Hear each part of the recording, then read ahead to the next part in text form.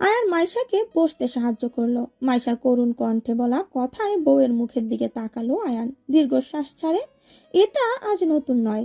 দুধ খেতে এলেই তার সব সময় এমন আবদার, কিন্তু এতে সে কোনো পুষ্টি নেই সেটা কি এই মেয়ে বোঝে? সব সময় সুস্বাদু খাবার পুষ্টিকর হয় না। কিছু খাবার খেতে স্বাদ না হলেও সেটাই পুষ্টি থাকে। আয়ান কিছু না বলে রুম হতে বাইরে গেল। মাইশা বসে রইল। সকাল থেকে শরীরটা ভালো যাচ্ছে না, কেমন অস্থির অস্থির করছে। সাথে পেটেও চিনচিনে ব্যথা হচ্ছে। আয়ানকে বললে টেনশন করবে, ডাক্তারের কাছে যাওয়ার জন্য জোর করবে, সেই জন্য কিছু বলেনি। কিন্তু রাত বাড়ার সাথে সাথে চিনচিন ব্যথাটা যেন বাড়ছে, বই কমছে না।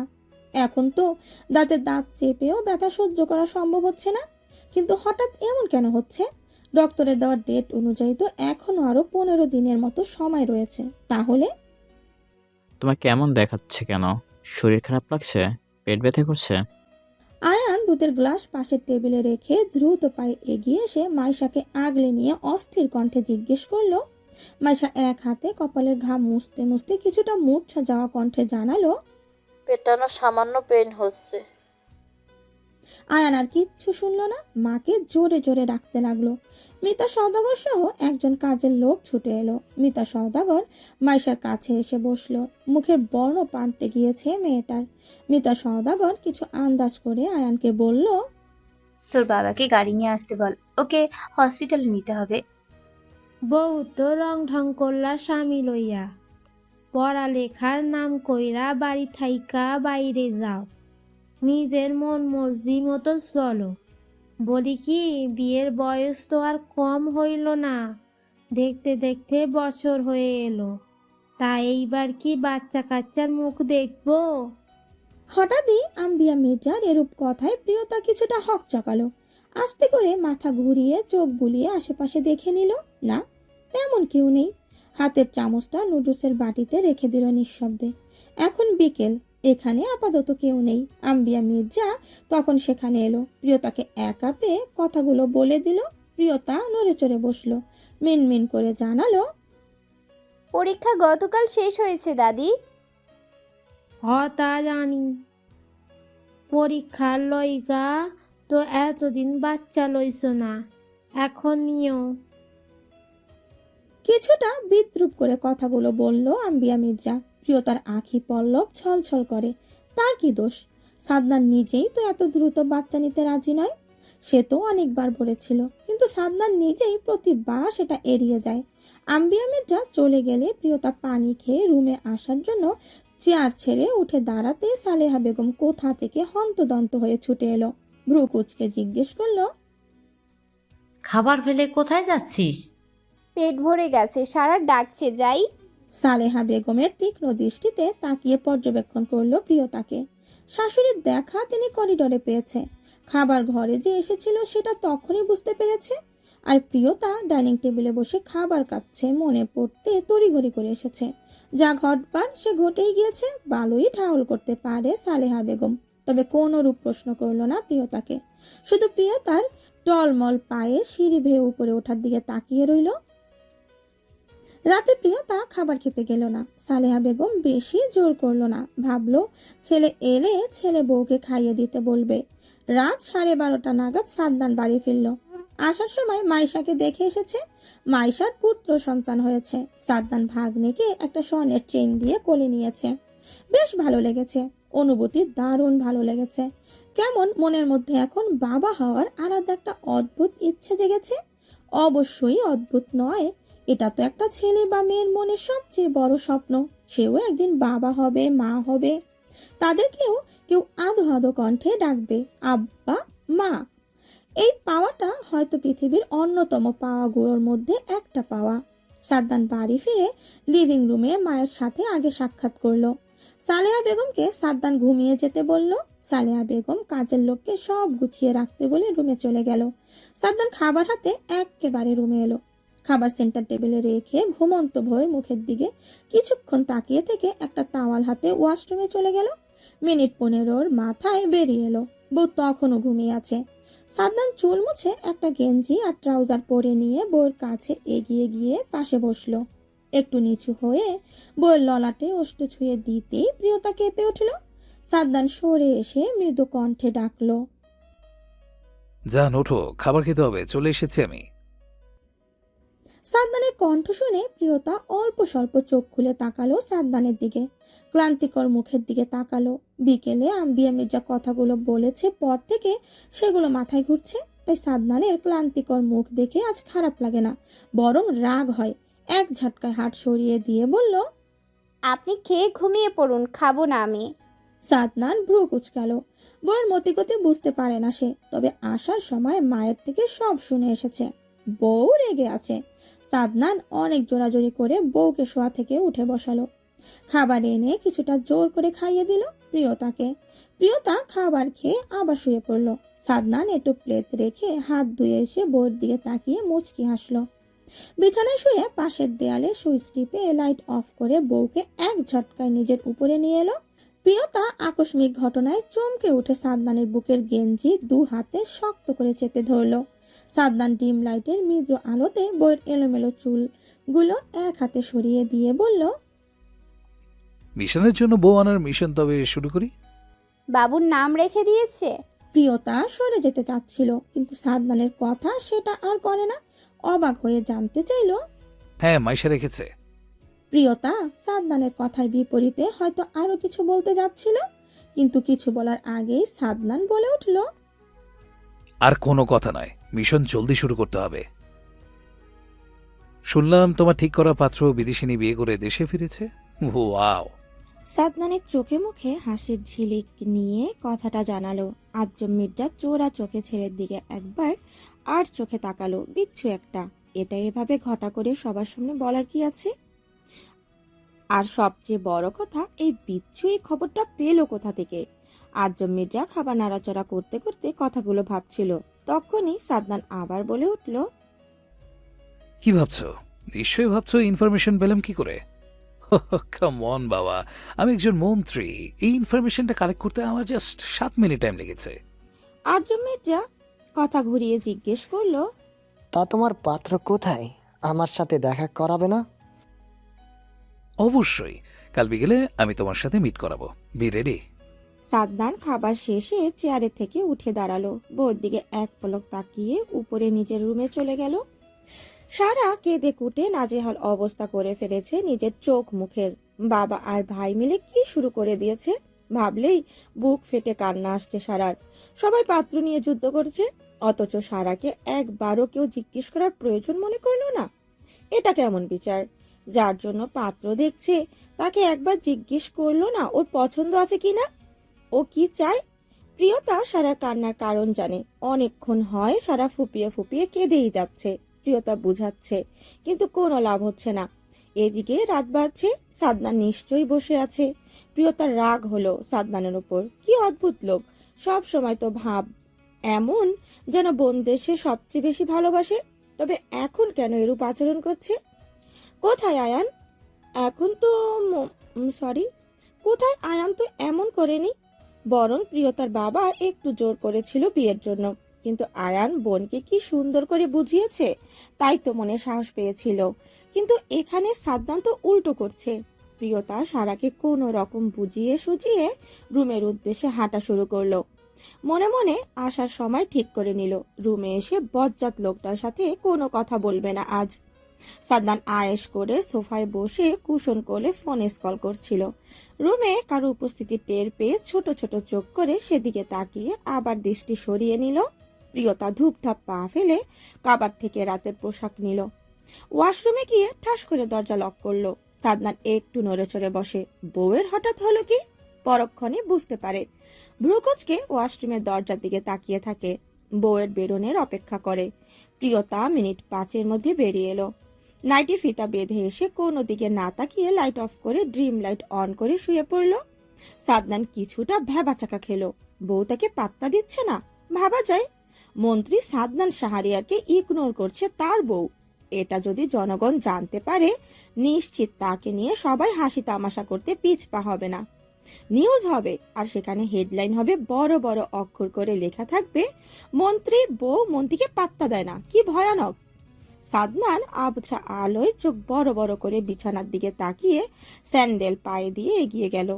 ফোন রেখে চপ্পল খুলে বিছানায় বসতেই প্রিয়তা আরো কিছুটা গুটিসুটি মেরে গেল। সাদনান এবার আশাহত, সত্যি সে আশাহত। বউ তাকে ইগনোর করছে, তাও আবার যেমন তেমন ইগনোর নয়, যেন তার ছায়া মারলেও ভয়ঙ্কর কিছু ঘটে যাবে। তবে সাদনান কি দমে যাওয়ার পাত্র? একদমই নয়। দানবীয় হাত এগিয়ে বউকে খাপলে ধরে নিচের দিকে ফিরিয়ে নিল। প্রিয়তা বিরক্ত ভুরু নাক কুচকে দৃষ্টিপাত করে সাদনানের দিকে। সাদনান গভীর দৃষ্টিতে বউকে পর্যবেক্ষণ করলো। আস্তে করে বউর কানের লতিতে অষ্টদয় ছুঁয়ে দিতে প্রিয়তা সাদনানকে কিছুটা জোরে খাটিয়ে নিজের ওপর থেকে সরিয়ে দেওয়ার চেষ্টা করতে করতে বলে উঠল, রায়হান ভাইয়া সারাকে ভালোবাসে, আপনি জানেন, তাহলে পাত্র কেন দেখছেন? What is this? এমন একটা রোমান্টিক মুহূর্তে তুমি আমার অনুভূতি দফারফা করে দিলে। ভেরি ব্যাড চান। প্রিয়তা অবাকি হলো, কি অদ্ভুত লোক। বোন কেটে কেটে নাজেহাল অবস্থা করে ফেলেছে নিজের, আর এই লোক এত সিরিয়াস একটা বিষয়কে কতটা হেলাফেলা করে নিচ্ছে। রাগ হলো প্রিয়তার, কিছু বলার জন্য মুখ খুলবে তার আগে সাদনান বলে উঠল, বিশ্বাস রাখো, ধৈর্য ধরো, কখনো হতাশ করব না জান। সময় দাও, সব ঠিক করে দেব। প্রিয়তা জানে সাদনানের কখনো এমন কিছু করবে না যাতে করে সারা কষ্ট পাবে, কিন্তু তাও কেন জানি রাগ হচ্ছিল। তবে এখন সাদনানের কথা শুনে রাগ সব গলে আগুন থেকে পানি হয়ে গেল। গলা জড়িয়ে ধরল সাদনানের, গদগদ কণ্ঠে আহ্লাদি স্বরে আবদার জুড়ে দিল, প্লিজ এমন কিছু করবেন না যাতে করে ওরা দুজন কষ্ট পায়। বাহ বাহ, অন্যের জন্য কত দরদ, কষ্ট পাবে। আর আমি আমি যে বউয়ের ভালোবাসার অভাবে কষ্ট পাচ্ছি, বুক চৌচির হয়ে যাচ্ছে। বউকে এই মুহূর্তে আদর না করতে পারলে সেই কষ্ট সব বেরিয়ে এসে তোমার নামে আন্দোলন করবে। প্রিয়তা প্রথমে লজ্জা পেলেও পরক্ষণেই সাদনানের এমন আজগুবি সব কথাবার্তায় পেট মুচড়ে হাসি পেল, শব্দ করে হাসতে লাগলো। সাদনান বইয়ের নাইটির ফিতা খুলে পেটে দাঁত দিয়ে কামড়ে ধরতেই প্রিয়তার হাসি গায়েব হয়ে গেল। শক্ত করে সাদনানের চুল খামচে ধরলো।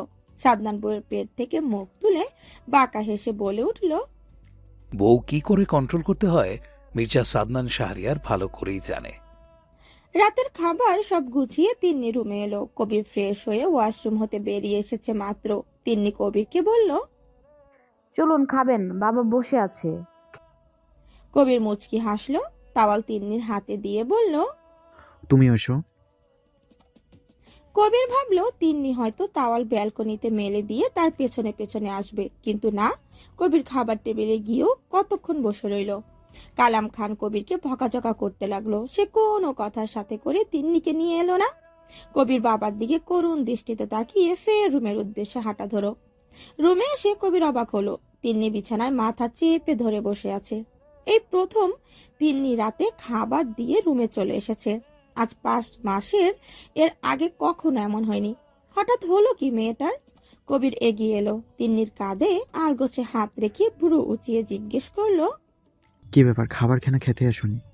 চলো খাবে। খেতে ইচ্ছে করছে না, আপনি আর বাবা খেয়ে আসুন, আমি শুয়ে পড়েছি, ভালো লাগছে না। কণ্ঠ কেমন ক্লান্ত। কবির বেশ কিছুদিন হয় তিন্নিকে ডক্টরের কাছে যাওয়ার জন্য ঘ্যান ঘ্যান করছে। কারণ অনেকগুলো, তিন্নি খাবার খেতে পারে না, চোখের নিচে কালশিটে দাগ বসেছে। মাঝে মধ্যে তো হঠাৎই রেগে যায়। কবির ফিরে গেল, কালাম খানকে খাবার খেতে বলে নিজেও খেলো। কালাম খান আর কোনো কিছু জিজ্ঞেস করলো না। কবির আসার সময় খাবার নিয়ে রুমে এলো। কাজের লোককে সব গুছিয়ে রেখে আসার কথা বলে এলো। বেশ জোর করেই কিছুটা খাবার খাইয়ে দিল তিন্নিকে কবির। তিন্নি খাবার খেয়ে পানি খেয়ে শুয়ে পড়লো। কিছু সময় ব্যবধানে ঘুমিয়েও পড়লো। কবির ঘুমন্ত তিন্নির মুখের দিকে তাকিয়ে বিড়বিড় করে বলে উঠল, আমার সুখ তুমি, তুমি অসুস্থ মানে আমার সুখ নামক অস্বস্তি দুঃখে পরিণত হয়। কালই ডক্টরের কাছে যাব, তোমায় নিয়ে এসো না। তিন্নি স্তব্ধ হয়ে সামনে বসা ডক্টর তাসলিমার কথাগুলো শুনে যাচ্ছে। কি থেকে কি হচ্ছে? সবে তো 1 মাস চলে, এতেই এত রিস্ক? একদমই আশা নেই। কি হবে সামনে? থাকবে তো বেবিটা? কবি ডক্টরের সাথে কথা বলে কেবিন থেকে বেরিয়ে এলো। খুব ধীরে তিন্নিকে নিয়ে হসপিটাল থেকে বেরিয়ে এলো। কবির তিন্নি যাওয়া মাত্র ডক্টর তসলিমা মফিজুল মির্জাকে কল লাগালেন। পূর্ব পরিচিত তারা। মির্জা বাড়ির বাধা একজন ডক্টর বলা চলে ডক্টর তসলিমা। মেডিসিন বিশেষজ্ঞর সাথে গাইনি ডক্টর। ওয়াজিদ রিধির বিয়েতে গিয়ে তিন্নির সাথে পরিচিত হয়েছিল। পরিবার নেই, এতিম জানতে পেরে তখন থেকে মেয়েটার প্রতি একটু আলাদা মায়া কাজ করে।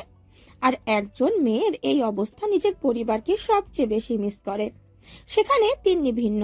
বাচ্চাটা এখনো নির্দিষ্ট স্থানে এসে পৌঁছায়নি, টিকতে পারে আবার নাও। এই দোটানায় একটা মেয়ে নিশ্চয়ই মানসিকভাবে ভেঙে পড়বে। তাই মনোবল ধীর করার জন্য মানসিক সাপোর্ট ভীষণ প্রয়োজন। কবির তিন্নি পার্কিং লটে পৌঁছাতেই মির্জা বাড়ির একটা সিলভার রঙের গাড়ি সাই সাই করে এসে ওদের গাড়ির পাশে থামলো। সেখান থেকে মফিজুল মির্জা, আজম মির্জা সহ রোজিনা বেগম নামলো। তারা 3 ভাই বোন গিয়েছিল আজ তাদের যে স্কুলটা রয়েছে সেখানে। আর সেখানে সবার শেষে বেরোতেই ডক্টরের ফোন পেয়ে ছুটে এসেছে। রোজিনা বেগম তিন্নিকে আগলে নিল, হাসি মুখে সব জিজ্ঞেস করে কবিরের গাড়িতে বসলো। কবির অবাক হয়ে শুধু দেখছে কি হচ্ছে, ওনারা কোথা থেকে এলো কিচ্ছু মাথায় আসছে না। কবির থম মেরে দাঁড়িয়ে আছে। আজম মির্জা থমথমে কণ্ঠে কবিরকে উদ্দেশ্য করে বলে উঠল, গাড়িগুলো মির্জাবাড়ি যাবে সোজা, কোনো মুখ বাক্য শুনতে চাই না আমি। তিন্নি আসা মাত্র মির্জা বাড়ি যেন আলো উল্লাসে মেতে উঠল। রান্না বান্না পরিবেশটা কিছুটা রমরমা হয়ে গেল। শুক্রবার বিধায় কবির একদম ফ্রি, তাকেও জোর জবরদস্তি করে সবাই রেখে দিয়েছে। কালাম খানকে সব জানানো হয়েছে, যদিও তিনি বেশি খুশি হননি তিন্নি মির্জা বাড়ি বেশ কিছুদিন থাকবে বলে। কিন্তু তিন্নির কন্ডিশনের কথা ভেবে কিচ্ছু বলতে পারেননি। অবশ্যই খান বাড়ি থাকলেও কোনো সমস্যা হতো না, দুইজন কাজের লোক রয়েছে, দরকার পড়লে আরো নিতেন। তবে এমন অবস্থায় একটা মেয়ে সবচেয়ে বেশি যাকে প্রয়োজন সে হচ্ছে তার একমাত্র মা। আর মির্জা বাড়িতে তিন্নির দুইটা মা রয়েছে, তারা কখনো যে তিন্নিকে এমন অবস্থায় বাড়ি থেকে যেতে দেবে না সেটা 2 বাপ ছেলে ভালোই জানে। তাই তো কালাম খান কিচ্ছু বলে না, তিন্নির সাথে দেখা করে দুপুরে খাবার খেয়ে বাড়ি চলে যায়। তখন সবাই লিভিং রুমে বসেছিল, একমাত্র সাদনান আর রাহান বাদে সবাই আজ বাড়িতে। তবে আজম মির্জা ছেলের কথা মতো রেডি হতে চলে গেল সাদনানের দেওয়া অ্যাড্রেস অনুযায়ী একটা রেস্টুরেন্টে। লিভিং রুমে তখন কবির অসহায়ের মতো বসে আছে। বউকে সে এই বাড়ি আসার পর একবারও পায়নি। তিন্নি আর কবিরকে নিচে লিভিং রুমের পাশে একটা বেডরুম দিয়েছে, আর সেখানে তিন্নি বিছানায় আধশোয়া করে কেউ না কেউ ওর কাছে গল্প করছে বসে বসে। তাই কবির রুম হতে বেরিয়ে এসেছে। এত মহিলার ভিড়ে থাকা সম্ভব নাকি? আধ ঘন্টা নাগাদ আজম মির্জা সহ সাদনান রাহান একটা টেবিলে বসে আছে। রেস্টুরেন্ট বেশ নামি দামি। সোফায় গা এলিয়ে সাদনান ফোনে স্ক্রল করছে। একটা বড় সড়ো রুমের মতোই কিছুটা।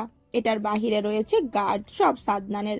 আজম মির্জা বরাবরই এখানে প্রবেশ করার সেই স্থানের দিকে তাকাচ্ছে। তিনি ছেলের এমন ভাবভঙ্গি দেখে বড়ই বিরক্ত হলেন। কিছুটা বিরক্তিকর স্বরে বলে উঠল, কি ব্যাপার, তোমার পাত্র এখনো কেন আসছে না? আর কতক্ষণ বসে থাকবো? আমার কোমর ব্যথা হয়ে গেল। এখনো তো আমার বাচ্চা কাচ্চা পালা বাকি বাবা, আর তোমার এক্ষুনি কোমর ব্যথা? আজই ডক্টর দেখাতে হবে। সাদনানের চিন্তিত কণ্ঠ শুনে আজম মির্জার কপালে বিরক্তির ভাঁজ পড়ে। ছেলের কথার কোনো যুক্তি তিনি খুঁজে পেলেন না। বুড়ো কিঞ্চিত পরিমাণ কুচকে শুধালো, তোমার বাচ্চার সাথে আমার কোমর ব্যথার কি সম্পর্ক? সে কি কথা? বাচ্চাদের সাথে খেলতে হবে না, ওদের রাখতে হবে না? নয়তো আমার বউ আমাকে সময় দিতে পারবে না যে। সাদনানের কথার ভাব এমন মনে হচ্ছে খুবই গুরুত্বপূর্ণ কথা বলছে সে। আজম মির্জার কান গরম হয়ে আছে। ছেলেটা কোনো দিন কি ঠিক হবে না? সব সময় তাকে লজ্জায় ফেলবে। তিনি কিছুটা দাঁত কটমট করে বলল, চুপ করো বেয়াদব ছেলে। তোমার এসব কথাবার্তা শোনার জন্য আজ আমি ছুটির দিনও দৌড়ে উপজেলায় আসিনি। মিথ্যা কেন বলছো? তুমি দৌড়ে কখন এলে? তুমি BMW কারে করে এসেছো, যেটা এসি সহ বিশেষ সুবিধা প্রাপ্ত। সাদনানের কথায় রাহানের পেট মুচড়ে হাসি পেল, তবে হাসলো না। এখন হাসলে নিজের কপালে শনি রবি সবই আছে।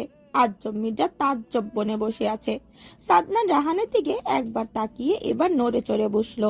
সিরিয়াস মুড নিয়ে বলল, বাবা, সারা আমাদের সবার আদরের, ওর কষ্ট হয়, ও দুঃখ পাবে এমন কিছু আমি, তুই, ইভেন আমরা কেউই করব না। ও যদি অল্পতে খুশি থাকতে পারে, আমরা কেন ওর সেই খুশি ছিনিয়ে নেব? অবশ্যই না। ওর খুশিতে আমরা খুশি। ও ভালো থাকলে আমরা নিশ্চিন্তে থাকবো। আর আমার মনে হয় ও ওর ভালোবাসার মানুষটার সাথেই খুশি থাকবে। হঠাৎ কেন সাদনান এসব বলছে কিচ্ছু মাথায় এলো না আজম মির্জার। তবে লাস্ট কথাটাই তিনি অনেকটাই অবাক হয়েছে। সারা এমন কিছু করেছে, তাহলে তিনি কিছু টের পেল না কেন? অবশ্য পাবেই বা কি করে? একজন মেয়ে যদি এমন কিছু করে তবে সবার আগে সেটা তার মায়ের কাছে ধরা পড়ে। সেক্ষেত্রে তিনি তো বাবা, আর যদিও এসব করেই থাকে তাহলে সালেয়া কেন তাকে কিছু বলল না? নাকি সেও জানে না এসব, নাকি জানে ইচ্ছে করে বলেনি? আজম মির্জা থমথমে কণ্ঠে জিজ্ঞেস করলো, কি বলতে চাইছো সারা? হ্যাঁ মামা, আমি সারাকে ভালোবাসি। আজম মির্জা মনে মনে এতক্ষণ প্রশ্নের ঝড় তুললেও এ পর্যায়ে তিনি একদম নীরব হয়ে গেলেন। শান্ত দৃষ্টিতে তাকালো রাহানের দিকে। রাহান নিজে থেকে নিজের ঘাড়ে অপরাধ নিতে বলতে লাগলো, মামা, ওর কোনো দোষ নেই, প্লিজ ওকে তুমি ভুল বুঝো না। আমার মেয়ের ব্যাপারটা না হয় আমাকে বুঝতে দাও, আর 1.5 মাস পর আমি এই ব্যাপারে কথা বলবো। তো এতদিনে তুমি একটা চাকরির ব্যবস্থা করবে। বিয়ের পর অবশ্যই তুমি আবার আমাদের কোম্পানিতে জয়েন করবে। যদি প্রশ্ন আসে তাহলে চাকরি কেন খুঁজতে হবে, তাহলে আমার উত্তর হবে আমার মেয়ের জন্য আমি যোগ্য পাত্র চাই। এমনটা যেন কখনো না হয়। আমার মেয়েকে, আমার মেয়ের জামাইকে কখনো মির্জাবাড়ির কাছে মাথা নত করে থাকতে না হয়। তাই নিজেকে প্রমাণ করার একটা সুযোগ দিলাম তোমায়। এক নিঃশ্বাসে কথাগুলো বলে থামলো আজম মির্জা। সাদনান রাহান চুপ করে শুনে গেল, শুধু কিচ্ছু বলার মতো অবশিষ্ট আর নেই। একদম শুরু থেকে শেষ করে দিয়েছে কথার। আজম মির্জা একটু পানি খেলো, বসা ছেড়ে রুম হতে বেরিয়ে আসার উদ্দেশ্যে পা বাড়িয়ে ফের ফিরে তাকালো সাদনানের দিকে। অতঃপর আবারও থমথমে কণ্ঠে সাদনানকে উদ্দেশ্য করে বলে উঠল, আর হ্যাঁ, তোমাকে বলছি, চাকরির ব্যাপারে কোনো সাহায্য করবে না তুমি রায়হানকে। আমি জানি ওর যোগ্যতা দিয়ে ওর একটা ভালো পোস্টে জব হবে। বাবার রিয়াকশন কি ছিল? কোনো রিয়াকশন নেই, শুনলে তো সব। সাদনান মোলায়েম কণ্ঠে জানালো। প্রিয়তা সাদনানের চুলের ভাঁজে ফের আঙুর চালায়। সাদনান বইয়ের পেট জড়িয়ে আরো কিছুটা প্রিয়তার কোমরে চেপে নিজের সাথে মিশিয়ে নেয়। বাহিরে গুড়ি গুড়ি বৃষ্টি হচ্ছে। ব্যালকনির দরজা খোলা, তার ওপর রুমে ফ্লোরে বসে আছে ওরা দুজন। বাইরে থেকে আসা ঠান্ডা বৃষ্টির বাতাস আর নিচে টাইলসের ঠান্ডা দুটো মিলে শরীর হিম হয়ে আসছে। প্রিয়তার পেটে সাদনান বার কয়েক নাক ঘষে। প্রিয়তা সাদনানের চুলে মৃদু টেনে বলল, সব সময় ধান্দা। শোনো, ভার্সিটি থেকে নোটিশ দিয়েছে, এটা কোনো মার্কস হলো জান? তোমার সেকশনে তোমার সবচেয়ে নাম্বার কম, এমন হলে আমার সম্মানের বলে কিছু থাকবে? সাদনান শোয়া থেকে উঠে বসে অসহায় চোখে তাকিয়ে কথাগুলো বলল। প্রিয়তা ভাবলেশহীন বসা থেকে উঠে দাঁড়িয়ে বিছানার দিকে এগুতে এগুতে জানালো, এমনি হবে, পড়তে চাই না আমি। তো কতদিন বলেছি সংসার করব, আপনার তো সেসব শোনার প্রয়োজনই নেই। সাদনান ফোঁস করে শ্বাস ফেলে এগিয়ে এসে প্রিয়তাকে পেছন থেকে জড়িয়ে ধরে ঘাড়ে নাক ঘষে আদুরে কণ্ঠে বলল, এটা কেমন বাচ্চাদের মতো কথা বলছো? সময় চলে যাচ্ছে না? নিজে তো বুড়ো হচ্ছেন, সেদিকে খেয়াল আছে? প্রিয়তা নিজেকে ছাড়ানোর চেষ্টা করতে করতে বলে উঠল। সাদনান ছাড়লো না বউকে, শক্ত করে জড়িয়ে ধরে ফিস ফিস করে জানালো, আজ 3 দিন হয় রাহান বাড়ি নেই, চাকরির খোঁজে আছে। অনেকগুলো কোম্পানিতে চাকরির জন্য আবেদন করেছে, আর সেগুলো সব ইন্টারভিউয়ের জন্য সে কোনো এক বন্ধুর বাসায় রয়েছে। আজও একটা ইন্টারভিউ ছিল। সকালে একবার সারাকে ফোন করে জানিয়েছে। সারাদিন আর কোনো খোঁজ খবর পাওয়া যায়নি। বিকেলের দিকে অনেকগুলো মেসেজে কল করেছে সারা, কিন্তু কোনো রেসপন্স আসেনি, ফোন বন্ধ। সারা সেই জন্য চিন্তায় আছে। রাতে খাবার খেয়ে একটু আগেই রুমে এসেছে। যদিও সারা আজ 3 দিন ধরে খাবার নিয়ে বসেছে ঠিকই, কিন্তু সেগুলো গলা দিয়ে নামতে চায় না। কোথায় আছে মানুষটা, কি খাচ্ছে, কিভাবে থাকছে দেখতে ভীষণ ইচ্ছে করে। কিন্তু রাহানের ফোনে নেট নেই। নেট নেই বলে ভুল হবে, রাহানের কাছে নেট নেওয়ার মতো অহরহ টাকা নেই। মির্জা বাড়ি থেকে সে 1 পয়সাও নেয়নি, নিজের বাইক বিক্রি করে দিয়েছে, যেটা রাহান টিউশন আর একটা কোচিং সেন্টারে যখন জব করত ভার্সিটিতে পড়াকালীন তখনই বাইকটা নিজের রোজগারের টাকা দিয়ে নিয়েছিল। যদিও রাহানের বাবা এখন যথেষ্ট বিত্তশালী মানুষ, ছোটখাটো একটা ব্যবসা দিয়েছে, সেখানে কিছু কর্মচারী রয়েছে, কিন্তু রাহান কারো সাহায্য নেয়নি। বাবা রফিক আহমেদ এই ব্যাপারে কিচ্ছু দিতে চাইলে রাহান বারণ করে দিয়েছে। আজম মির্জা যেমন আদেশ দিয়েছে তার চেয়েও বেশি রাহান পালনের চেষ্টা করছে। একদম নিজের প্রচেষ্টায় কিছু করার চেষ্টা, আর সাফল্য অর্জন করার ফার্স্ট স্টেপই হলো চেষ্টা। সারার চোখে ঘুম নেই, বিছানায় হাঁটু ভাঁজ করে বসে আছে। গোলগাল মুখটা এইটুকুন হয়েছে, কোমর সমান সিল্কি চুলগুলো কেমন এলোমেলো, আগের মতো আর ঝরঝরে নয়। রাহান পাইপ বেয়ে সারার ছোট মিনি ব্যালকনিটা এসে ঝুলে আছে। ব্যালকনির দরজা বন্ধ, কিন্তু একটা জানালার পাট খোলা, আর সেই অল্প স্বল্প ফাঁক দিয়ে রাহান সারাকে দেখছে। রাহানের মায়া হয়, বুক চেড়ে দীর্ঘশ্বাস বেরিয়ে আসে। নিচে একবার গার্ডের দিকে তাকায়। একজন গার্ড রাহানকে পাইপ বেয়ে উপরে উঠতে সাহায্য করেছে। রাহান গার্ডের দিকে তাকিয়ে কিছু ইশারা করতে গার্ড লাইট নিয়ে চলে গেল। রাহান রেলিং এর ফাঁকে পা দিয়ে ওঠার চেষ্টা করতেই পা লেগে একটু ফুলের টপ কাত হয়ে পড়ে গেল। রাতে নিস্তব্ধতায় ভালোই শব্দ হলো। সারা চমকে উঠল, ভীতু চোখে ব্যালকনির দিকে দৃষ্টিপাত করতে লম্বাটে পুরুষের এক অভয় দেখতে পেল। কিঞ্চিত সময় লাগলো মানুষটাকে বুঝতে। বসা ছেড়ে এলো, দৌড়ে দরজা খুলে ব্যালকনিতে চলে গেল। সবার আগে নিচে তাকালো, পরপরই রাহানকে টেনে নিয়ে ভেতরে আসতে আসতে ভীত স্বরে জিজ্ঞেস করলো, আপনি বাড়িতে কি করে প্রবেশ করলেন? এতটা উঁচু কি করে আসলেন? কেউ দেখেনি? সারার বাচ্চা বাচ্চা প্রশ্নে রাহান ক্লান্তিতে চোখে পিট পিট করে তাকালো সারা চিন্তিত মুখপানে। সেসব তোমাকে জানতে হবে না। শুনলাম খাওয়া দাওয়া করছিস না ঠিক মতো। এই কথা কেন বলছিস না? আমি এত কিছু কার জন্য করেছি? তোর জন্য। আর তুই আমার সব কিছুর এই দাম দিচ্ছিস? সারা কোনো কথা বলছে না। রাহান সারারই দুই বাহু ঝাঁকিয়ে জিজ্ঞেস করে। সারা চোখ টলমল করে। রাহানের হাত সরিয়ে আলগোছে মাথা রাখে রাহানের শক্তপোক্ত বুকে। রাহান একদম চুপ হয়ে গেল। নিজেও এক হাত দিয়ে জড়িয়ে ধরে আরেক হাত সারার মাথা রাখতেই সারা ফুপিয়ে শব্দ করে কেঁদে ওঠে, তবে কাঁদে না। ধরে আসা গলায় বলল, আমার আপনার জন্য কষ্ট হয়। এত ভালো ভালো খাবার আমার গলা দিয়ে নামে না। আপনি যেখানে এত কষ্ট করছেন সেখানে আমি এসি রুমে আরাম আয়েসে দিন পার করছি। চাকরি পেয়ে গেলে তো শেষ, আর কিসের কষ্ট? এটা তো আমি আজ হোক কাল হোক করতেই হতো। আর সবচেয়ে বেশি খুশির খবর হচ্ছে, পরশু যে ইন্টারভিউটা দিয়েছি সেটা থেকে আমায় আজ ইমেল পাঠিয়েছে দেখা করার জন্য। রাহানের হাসি মুখের দিকে তাকিয়ে নিজের ভালো লাগে, তবে হঠাৎ কিছু মনে হতে মলিন হয় মুখ। মলিন কণ্ঠেই বলে উঠল, যদি সিলেক্ট না করে? নেগেটিভ কেন ভাবছিস? পজিটিভ ভাব। সারা আবার দুই হাতে জড়িয়ে ধরে রাহানকে। রায়হান ভাইয়ের চাকরি হয়েছে, আমার যে কি খুশি লাগছে। সাদনান রুমে প্রবেশ করা মাত্র প্রিয়তা উপরোক্ত কথাগুলো বলে উঠল। সাদনান পাঞ্জাবির বোতাম খুলতে খুলতে ভ্রু কুচকে সন্ধিহান কণ্ঠে জিজ্ঞেস করলো, কি ব্যাপার, তোমায় কেন এত খুশি লাগছে? আপনি বুঝবেন না, আমি তো জানি সারা এই 15 দিন কত কষ্ট পেয়েছে, আর চাকরি পেয়েছে, তাই বাবা আর এখন অমত করতে পারবে না, তাহলে সারা আর কষ্ট পাবে না। সাদনান বইয়ের মুখের দিকে তাকিয়ে মুচকি হাসলো। গা হতে পাঞ্জাবি খুলে প্রিয়তার হাতে দিয়ে তাওয়াল হাতে ওয়াশরুমের উদ্দেশ্যে চলে যেতে যেতে বলল, সোফায় দুটো প্যাকেট রাখা আছে, দেখো, ওগুলো একটা বিয়ের জন্য আর একটা হলুদের।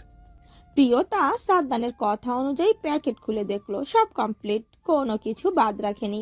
একদম জুয়েলারি থেকে শুরু করে সবই আছে। প্রিয়তা অবাক হলো, সবে তো চাকরি হয়েছে, তবে কি বিয়ের ডেটও ফিক্সড করে ফেলেছে? তাহলে ও কিছু শোনেনি কেন? প্রিয়তা প্যাকেটগুলো কাবাডে তুলে রেখে বিছানায় পা ঝুলিয়ে বসে রইল। রাত তখন একটা ছুঁই ছুঁই করছে। সাদনান বেরিয়ে এলো 7 কি 8 মিনিটের মধ্যে। শাওয়ার নেয়নি, শুধু গা মুছে নিয়েছে। সকালে শাওয়ার নিয়ে বেরিয়েছে, তার উপর সারাদিন বৃষ্টি, আবহাওয়া ঠান্ডা। সাদনান তাওয়াল সোফায় রেখে বিছানা থাকা সবুজ রঙের গেঞ্জিটা পরে নিল। চপ্পল খুলে বিছানায় পা তোলে গুটিসুটি মেরে বউয়ের কোলে মাথা রেখে শুয়ে পড়ল। প্রিয়তা নড়ে চড়ে বসলো। এটা যেন এই পুরুষের রোজকার নিয়ত হয়ে দাঁড়িয়েছে। প্রিয়তা সাদনানের চুলে হাত দিয়ে নাড়াচাড়া করতে করতে জিজ্ঞেস করলো, আপনি এত আগে কেন শপিং করে নিয়ে এসেছেন? মাত্র চাকরি হয়েছে, বিয়ে এখনো অনেক দূর। কে বলেছে? কাল সন্ধ্যায় গায়ে হলুদ, বাবার সাথে আমি রুমে আসার আগে এই ব্যাপারে কথা বলে এসেছি। দাদু?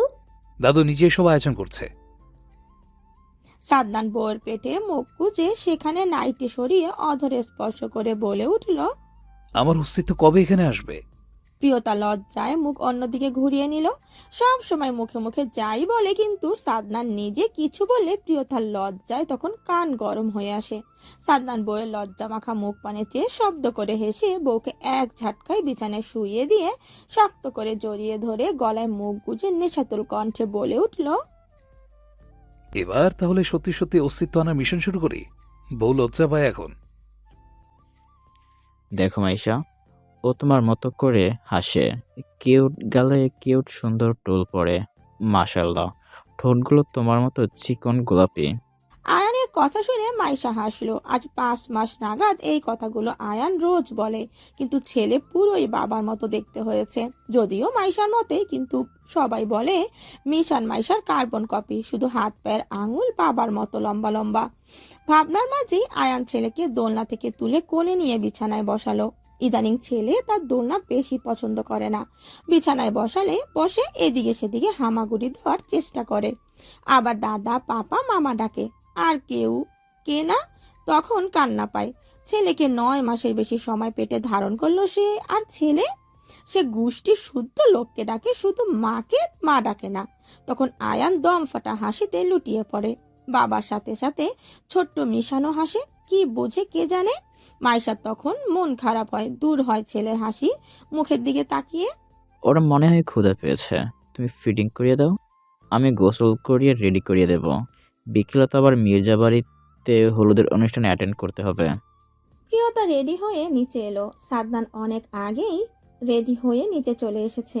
বরকনে একই বাড়ি থেকে বিয়ে হচ্ছে বিধায় হুলস্থুল আয়োজন চলছে।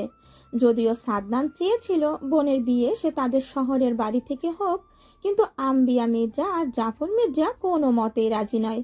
বাড়ি ভর্তি মানুষ গিজগিজ করছে, তবে এত মানুষের ভিড়ে রাহানের বোন রিধি আসতে পারেনি। ওয়াজিদকে সেখানের হসপিটাল থেকে কিছুতেই ছাড়াতে রাজি নয়। ওয়াজিদ বাধ্য হয়ে থাকতে রাজি হয়েছে। এখন সেখানে সেটেলড হওয়া ব্যতীত আর কোনো রাস্তা নেই।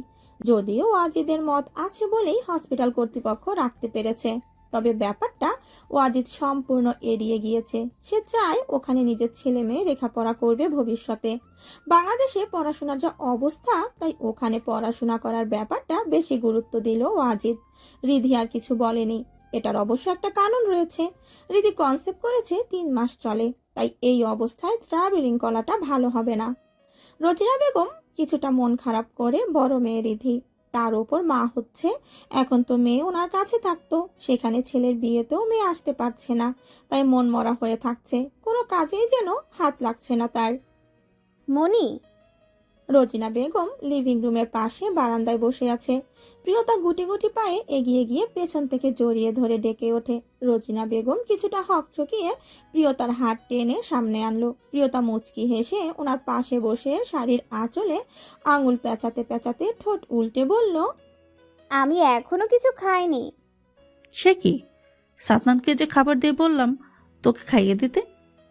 ওনার নাকি কাজ আছে, আমায় খেতে বলে চলে এসেছে। আচ্ছা তুই বস, আমি খাবারটা নিয়ে আসি।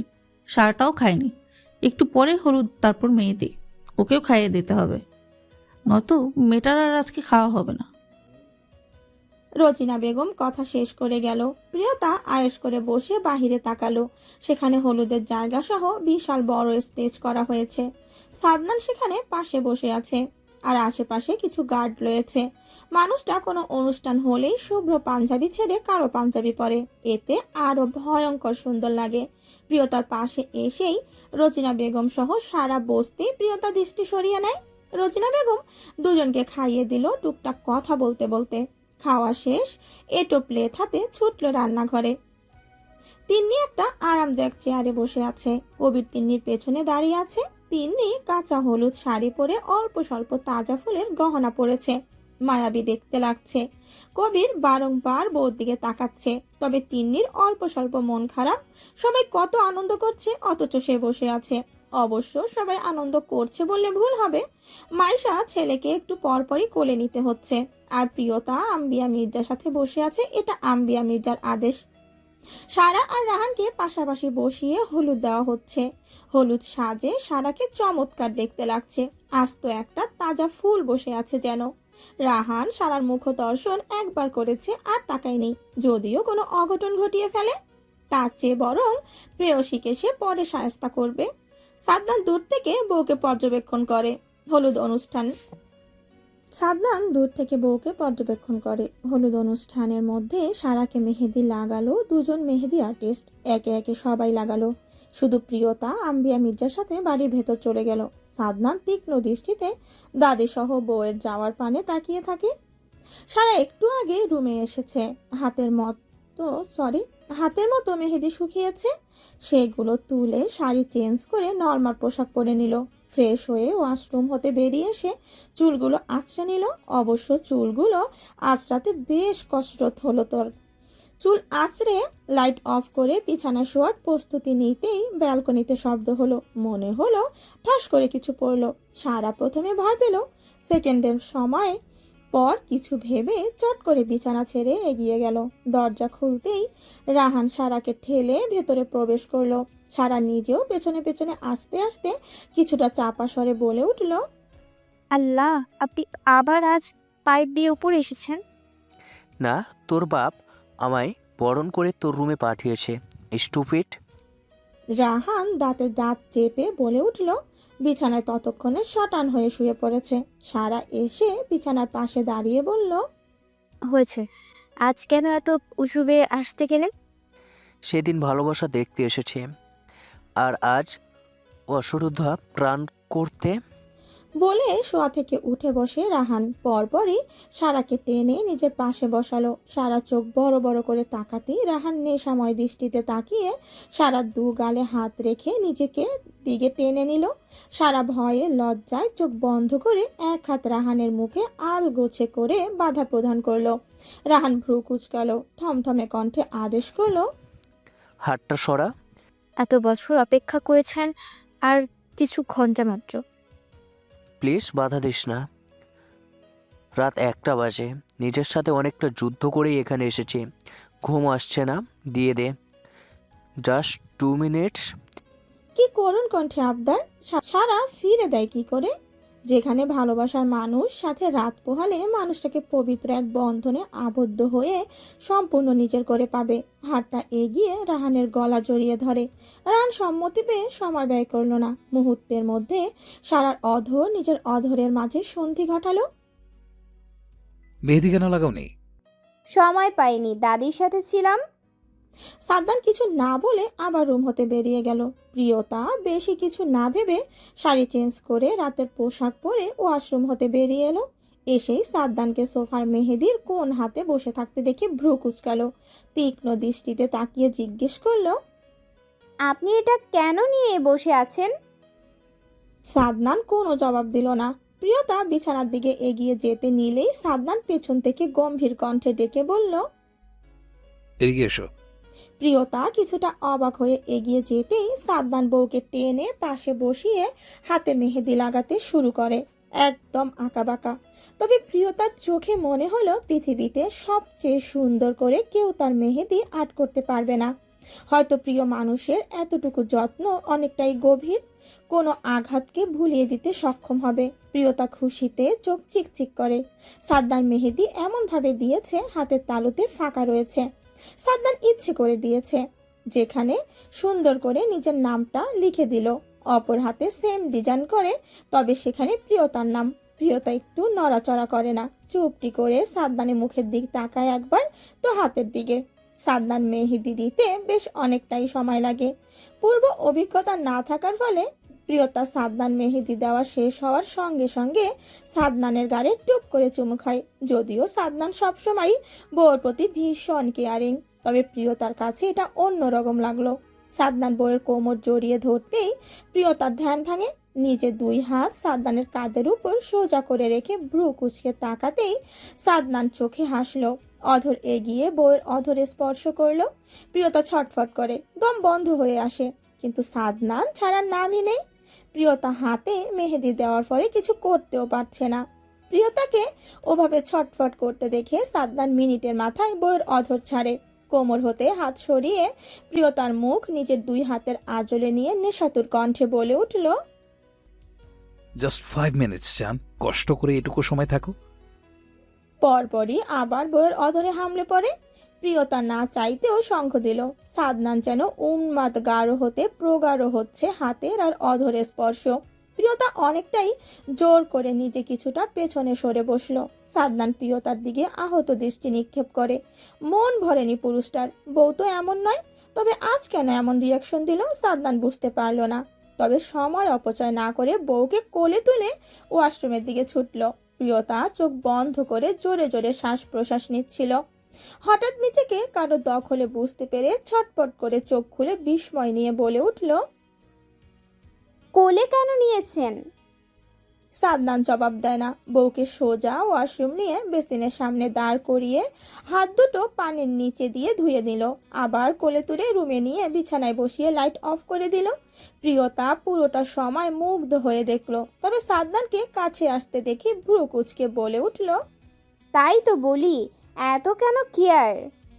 ইউ মিন আমি নয়তো তোমার কেয়ার করি না? সাদনান থমথমে কণ্ঠে এরূপ প্রশ্নে প্রিয়তার ঠোঁট টিপে হেসে জবাব দিল, করেন তো খবরদারি। সাদনান দেখলো আবছা আলোয় বউয়ের চোখে মুখে হাসির ঝলক দেখতে পেয়ে বুঝতে পারলো প্রিয়তা মজা করছে। সাদনান প্রিয়তাকে এবার নিজের ওপর থেকে নিচে ফেলে দিল। নিজে বউয়ের উপর চড়ে বসে আগের ন্যায় থমথমে কণ্ঠে জানালো, তোমার যদি এটা মনে হয় তবে তাই। আমার অস্তিত্ব এই পৃথিবীতে যতদিন বিদ্যমান ঠিক ততদিন তোমার জীবনেও এসব বিরাজমান। দিলি তো বুকের হাহাকার বাড়িয়ে। সারা রাহানের কথায় লাজুক হেসে মাথা নিচু করে নিল। বিয়ের বাড়ি মেকআপ আর রমণী সারাকে দারুণ দেখতে লাগছে। রাহান ফোন ড্রেসিং টেবিলের ওপর রেখে মাথায় পাগড়ি পরতে পরতে আবার বলল, আসছি, অপেক্ষা কর। অতঃপর কল কেটে দিল। আয়ান সহ আরো কিছু ছেলে এখন রুমে এলো। রাহানকে সাথে নিয়ে নিচে এলো। আসার সময় অবশ্যই রাহানকে সবাই খুঁচাতে ভোলে না।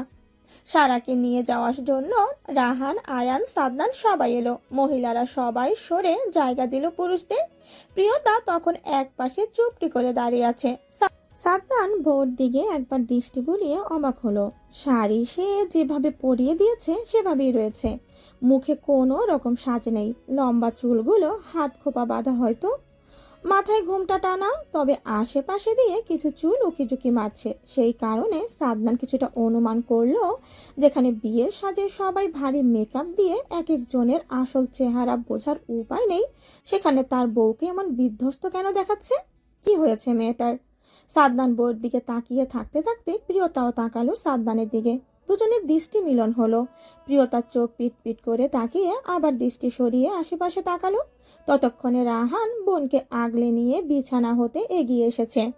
সাদনান বোনকে আরেক পাশে দিয়ে আগলে ধরলো। অতঃপর এগিয়ে গেল তারা। পেছনে পেছনে সব মানুষের সিরিয়াস করে তাদের অনুসরণ করে। সাদনান বার কয়েক পেছনে তাকায়। তার পেছনে কতগুলো মেয়ে রয়েছে, কেমন ড্যাব ড্যাব করে তাকিয়ে দেখছে। কিন্তু সাদনানের সে সবে নজর নেই। তার নজর একদম পেছনে লম্বা হওয়ার দরুনে একদম রুম পর্যন্ত দেখতে পেল। বউ কেমন দুর্বল পায়ে এগিয়ে আসছে। সাদনান হঠাৎ মনে হলো সকালে মেয়েটাকে খাবার খাইয়ে দিতে গেল। প্রিয়তা বলে পরে খাবে, বারণ করে দেয়। সাদনান অনেক জোরাজোরি করেও বিশেষ কোনো লাভ হয়নি। এরপর তো আর সে রুমে যায়নি। আর একেবারে যখন গিয়েছে তখন 12টা বাজে। নিজে শাওয়ার নিয়ে রেডি হয়ে প্রিয়তাকে রেডি করে হন্তদন্ত হয়ে আবার ছুটে নিচে চলে গিয়েছিল। কিছু সুনামধন্য ব্যক্তি এসেছিল তাদের রিসিভ করতে। এর মধ্যে এত দৌড়াদৌড়িতে আর একবার খোঁজ নেওয়া হয়নি মেয়েটি খেয়েছে কিনা। সারাকে বসিয়ে এগিয়ে গেল সাদনান চাচির কাছে। আস্তে করে কণ্ঠ খাদ্যে নামিয়ে জানতে চাইল, ছোট মা ও খাবার খেয়েছিল সকালে? স্টুপিড। আচ্ছা শোনো, রুমে খাবার দাও, আমি রুমে যাচ্ছি।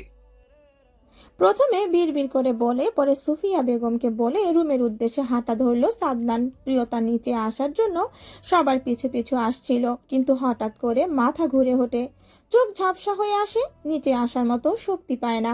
একজন কাজের লোক ছিল সারার রুমে। তিনি করিডোরে এসে প্রিয়তাকে দেখে বলে উঠল, ছোট গিন্নি, আপনার কি শরীর ভালো না? তেমন কিছু না, একটু দুর্বল লাগছে। আমার রুমে দিয়ে আসুন একটু। আমি কি ঠান্ডা পানি আনতাম? মহিলাটা মাথা নেড়ে জিজ্ঞেস করলো। মহিলাটা কিছু ভেবে রুম হতে বেরিয়ে গেল। প্রিয়তা বারণ করেছে তাতে কি, তিনি তো এটা বলে দেবে কাউকে সামনে পেলেই। মহিলা ভাবতে ভাবতে এগিয়ে গিয়ে সিঁড়ির কাছে যেতে সাদনানকে সিঁড়ি বেয়ে উপরে উঠতে দেখে হাতে চাঁদ পাওয়ার মতো মুখে হাসি ফুটে উঠল।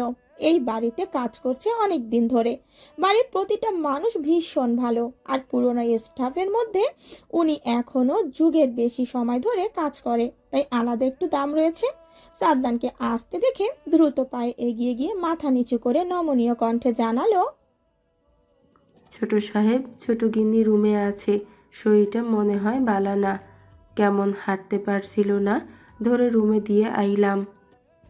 সাদনান বুঝি পুরোটা শুনে, সে তো অর্ধেক শুনেই দিশেহারা, কানে যেন মহিলার কথাগুলো বাজছে। ধূপধাপ পা ফেলে কিছুটা দৌড়ে রুমে এলো, দরাম করে দরজা ঠেলে ভেতরে প্রবেশ করে প্রিয়তা চমকে ওঠে, চোখ খুলে শোয়া থেকে উঠে বসে। সাদনান অস্থির পায়ে ছুটে এলো, প্রিয়তার মুখটা দুই হাতের আঁচলে নিয়ে বিচলিত কণ্ঠে জিজ্ঞেস করলো, আগে কেন বলনি শরীর খারাপ লাগছে? কিছু হয়নি, শরীরটা এমনি দুর্বল লাগছে। আপনি কেন আসতে গেলেন? বিয়ে পড়ানো শুরু হবে তো এখন। সবাই আছে সেখানে, তুমি খাবার কেন খাওনি? আচ্ছা শুনুন, এত অস্থির হতে হবে না। প্রিয়তা বসা ছেড়ে দাঁড়িয়ে গেল, ড্রেসিং টেবিলের ড্রয়ার খুলে সেখান থেকে হাতে একটা কিছু নিল। সাদনান বইয়ের পেছনে দাঁড়িয়ে ভুরু কুচকে নিল। প্রিয়তা হাতে কিট নিয়েছে। সাদনান সন্দিহান কণ্ঠে জিজ্ঞেস করলো, এটা কেন নিচ্ছ? তোমার কি তাই মনে হচ্ছে? আগে টেস্ট করে আসি। বলে উঠে দাঁড়াতে নিয়ে আবার মাথা ঘুরে গেল। সাদনান তড়িৎ বউয়ের কোমর পেঁচিয়ে ধরে। মেয়েটার এই এক সমস্যা, খাবার না খেলে মাথা ঘোরে, তার ওপর শরীর বমির ভাব সেই সকাল থেকে হচ্ছে, কিন্তু ভেতর থেকে কিছুই আসে না। অবশ্যই পেটে কিছু থাকলে তো বমি হবে। সাদনান প্রিয়তাকে কোলে তুলে ওয়াশরুম দিয়ে এলো। প্রিয়তা হাসলো, মানুষটা সত্যিই পাগল। প্রিয়তা ওয়াশরুম হতে বেরিয়ে আসে প্রায় 20 মিনিটের মাথায়, তাও সাদনানের ডাকাডাকিতে। সাদনান প্রিয়তাকে বেরিয়ে আসতে দেখে প্রিয়তার মুখের দিকে তাকিয়ে রইল। প্রিয়তা টলমল পায়ে এগিয়ে এসে জড়িয়ে ধরল সাদনানকে। সাদনান কিছু জিজ্ঞেস করতে হলো না, প্রিয়তা ফুপিয়ে উঠে ধরে আসা গলায় জানালো, কনগ্রাচুলেশন। সাদনান প্রিয়তার কথায় চমকালো। বুকের ভেতর ধুকপুক ধুকপুক শব্দ হলো। অধৈর্যরা তীর তীর করে কাঁপতে লাগলো। কাঁপা কাঁপা অধৈর্যরা সাদনান জিব্বা ধারা ভিজিয়ে নিল একবার। কাঁপতে থাকা অধৈর্যরা নেড়ে অনেকক্ষণ পর বলে উঠল, I can't believe it, জান। Touch once please. সাদনান প্রিয়তাকে ছেড়ে হাঁটু মুড়ে নিচে বসে গেল। প্রিয়তার পেট থেকে শাড়ি সরিয়ে উন্মুক্ত করলো মসৃণ পেট। ডান হাতটা একবার আলগোছে ছুঁয়ে দিতেই বাঁ চোখ হতে এক ফোঁটা অশ্রু গড়িয়ে পড়ে, সাথে সাথে মুছে নিয়ে মুখ এগিয়ে গভীরভাবে অধরে স্পর্শ প্রিয়তার পেটে। প্রিয়তা সাদনানের মাথার চুল শক্ত করে ধরে বলে উঠল, সবে তো কিছুদিন, এখনো। আমার অস্তিত্ব, আমার তোমার ভালোবাসার এক প্রহর। সাদনানের আবেগী কথায় প্রিয়তার চক্ষু চড়ক গাছ। মানুষটা সুস্থ আছে, কি বলছে নিজে জানে। এই গম্ভীর মন্ত্রীর মুখে এসব সে অকল্পনীয়। প্রিয়তা বিস্ময় ভুলে অবাক হয়ে বলে উঠল, আরো কত প্রহর বাকি তবে? সাদনান প্রিয়তাকে জড়িয়ে ধরলো শক্ত করে, গভীরভাবে আলিঙ্গন করে শুধালো, অনেক অনেক। এক একটা দিনের সূচনা মানে তোমার আমার ভালোবাসার সুন্দর একটা প্রহরের সূচনা। ভালোবাসা সত্যি অদ্ভুত। ভালো সবাই বাসলেও পূর্ণতা কজন দিতে পারে? একদম শেষ পর্যন্ত লড়াই করে নিজের ভালোবাসাকে কজন নিজের করার সব রকম চেষ্টা করতে পারে? হয়তো সবাই পারে না, আবার অনেকেই পারে। তাদের মধ্যে রাহান একজন। শত শত বাধা অতিক্রম করে, জীবনের সাথে অনেকটা যুদ্ধ করে নিজের ভালোবাসার মানুষটাকে আজ নিজের করে পেয়েছে। আজ নিজেকে পূর্ণ মনে হচ্ছে। বুকের বাঁ পাশের রমণীটা আজ তার ঘরে একই সাথে বসে আছে। এখন আর কোনো ভয় নেই, কেউ দেখে ফেলবে এমন কোনো আতঙ্ক নেই। সারা বিয়ের শ্বাস ছেড়েছে ফটো তোলার পরপরই। গায়ে এখন ফিনফিনে পাতলা সাদা, মাঝে মিষ্টি কালা সংস্পর্শে একটা শাড়ি। কোমর সমান চুলগুলো ছেড়ে দেওয়া, অধরে লাল টকটকে লিপস্টিক মাখা, চোখে সুন্দর করে সাজানো। চুল থেকে মাতাল কলা এক স্মেল আসছে। রাহান চোখ বন্ধ করে নাক ঘষে ঘাড়ে চুলের ভাঁজে নাক নিয়ে লম্বা শ্বাস টেনে নেশাময় কণ্ঠে জিজ্ঞেস করলো, কি করব, পাগল হয়ে যাচ্ছি। সারা নিজেও চোখ বন্ধ করেছিল। হঠাৎ রাহানের কথা শুনে চোখ খুলে নিল। শরীর জুড়ে প্রথমবারের ন্যায় কোনো পুরুষের এতটা সন্নিকটে এসে অবস্থা নাজুক। সরে বসার চেষ্টা করে, নিজেকে ছাড়ানোর চেষ্টাও করে, তবে কোনোটাতেই সফল হয় না। রাহান চেপে ধরে নিজের সাথে বসে আছে। সারা কিছুটা মজার ছলে বলে উঠল, এখন বললেন পাগল হয়ে যাচ্ছে, তো দূরে থাকুন। এই মেয়ে একদম হেয়ালি করবে না। I want you immediately all by yourself. সারা কিছু বলার আগেই রাহান সারাকে ঝট করে করে তুলে নিল। সারা 2 হাত এগিয়ে গলা জড়িয়ে ধরল রাহানের। রাহান বিছানার দিকে এগিয়ে যেতে যেতে বলে উঠল, অনেক সাধনার ফল তুমি সুন্দরী, যা এতদিন দেখার সাধ্য থাকলে ছুঁয়ে দেখার উপায় ছিল না। আজ থেকে রোজ ছুঁয়ে দেখা যাবে। সারাকে বিছানায় শুয়ে দিয়ে রাহান একটা রিং সারার হাতে পরিয়ে দিল।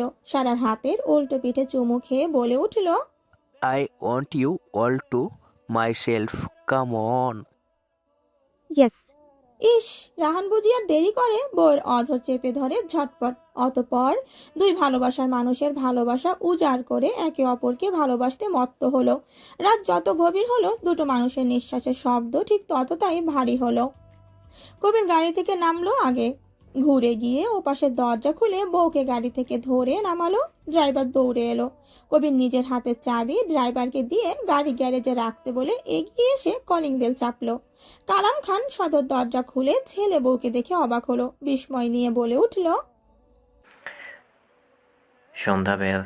সন্ধ্যায় এলাম আমি, তখন তো বলনি আসবে। ওর নাকি ভালো লাগছে না, তোমার জন্য মন কেমন করছে, তাই এই রাত বেড়েতে চলে এসেছি। সবাই আসতে দিল? অনেক বুঝিয়ে সুজিয়ে রাজি করেছে তিনি। কালাম খান আর কিচ্ছু বলল না। তিন্নিকে ধরে নিয়ে বাড়ির ভেতর এলো। তিন্নি লম্বা শ্বাস নিল। অনেকদিন পর নিজের ঠিকানায় এসে মনের মধ্যে আলাদা একটা শান্তি লাগছে। ভাবতেই মন ভালো হয়ে যায় যে নিজের একটা ঠিকানা হয়েছে, একটা বাড়ি আছে, পরিবার হয়েছে। দিন শেষে মানুষগুলো তাকে ভালোবাসে। মির্জাবাড়ির যেন আনন্দের শেষ নেই। প্রিয়তা কনসেপ্ট করেছে কথাটা সবাই জানা মাত্রই হই হই পড়ে গেল। সওদাগর বাড়ির সবাই মির্জা রয়েছে। তারা সবাই বেশ খুশি। তাদের আদরের ছোট্ট প্রাণটা মা হবে। শফিক সওদাগর মেয়ের মুখ পানে তাকিয়ে থাকে। মিতা সওদাগর স্বামীর পাশে দাঁড়িয়ে নিচু স্বরে বলে উঠল, আমার মেয়েটা এভাবে যেন সব সময় সুখী থাকে। প্রিয়তা আম্বিয়া মির্জার পাশে বসে আছে। সাদনান একটু দূরে সিঁড়ির কাছে রেলিংয়ে হেলান দিয়ে ট্রাউজারের পকেটে 2 হাত রেখে লিভিং রুম পর্যবেক্ষণ করছে। রাত অনেকটাই হয়েছে, খাবার দাওয়া শেষ, কিন্তু আড্ডা যেন আজ শেষ হওয়ার নামই নিচ্ছে না। সাদনান মনে মনে সবার উপর বিরক্ত হলো। প্রিয়তা রাতের খাবারটা ঠিকঠাক খেতে পারেনি। সুফিয়া বেগম দুধের গ্লাস হাতে প্রিয়তার পেছনে দাঁড়িয়ে আছে। সাদনান মায়ের দিকে এক পলক তাকালো। সুফিয়া বেগম ছেলের দিকে তাকিয়ে প্রিয়তাকে বলল, এখন রুমে যা, রেস্ট কর গিয়ে। আর হ্যাঁ, এটা নিয়ে যা, শোয়ার আগে খেয়ে নিবি।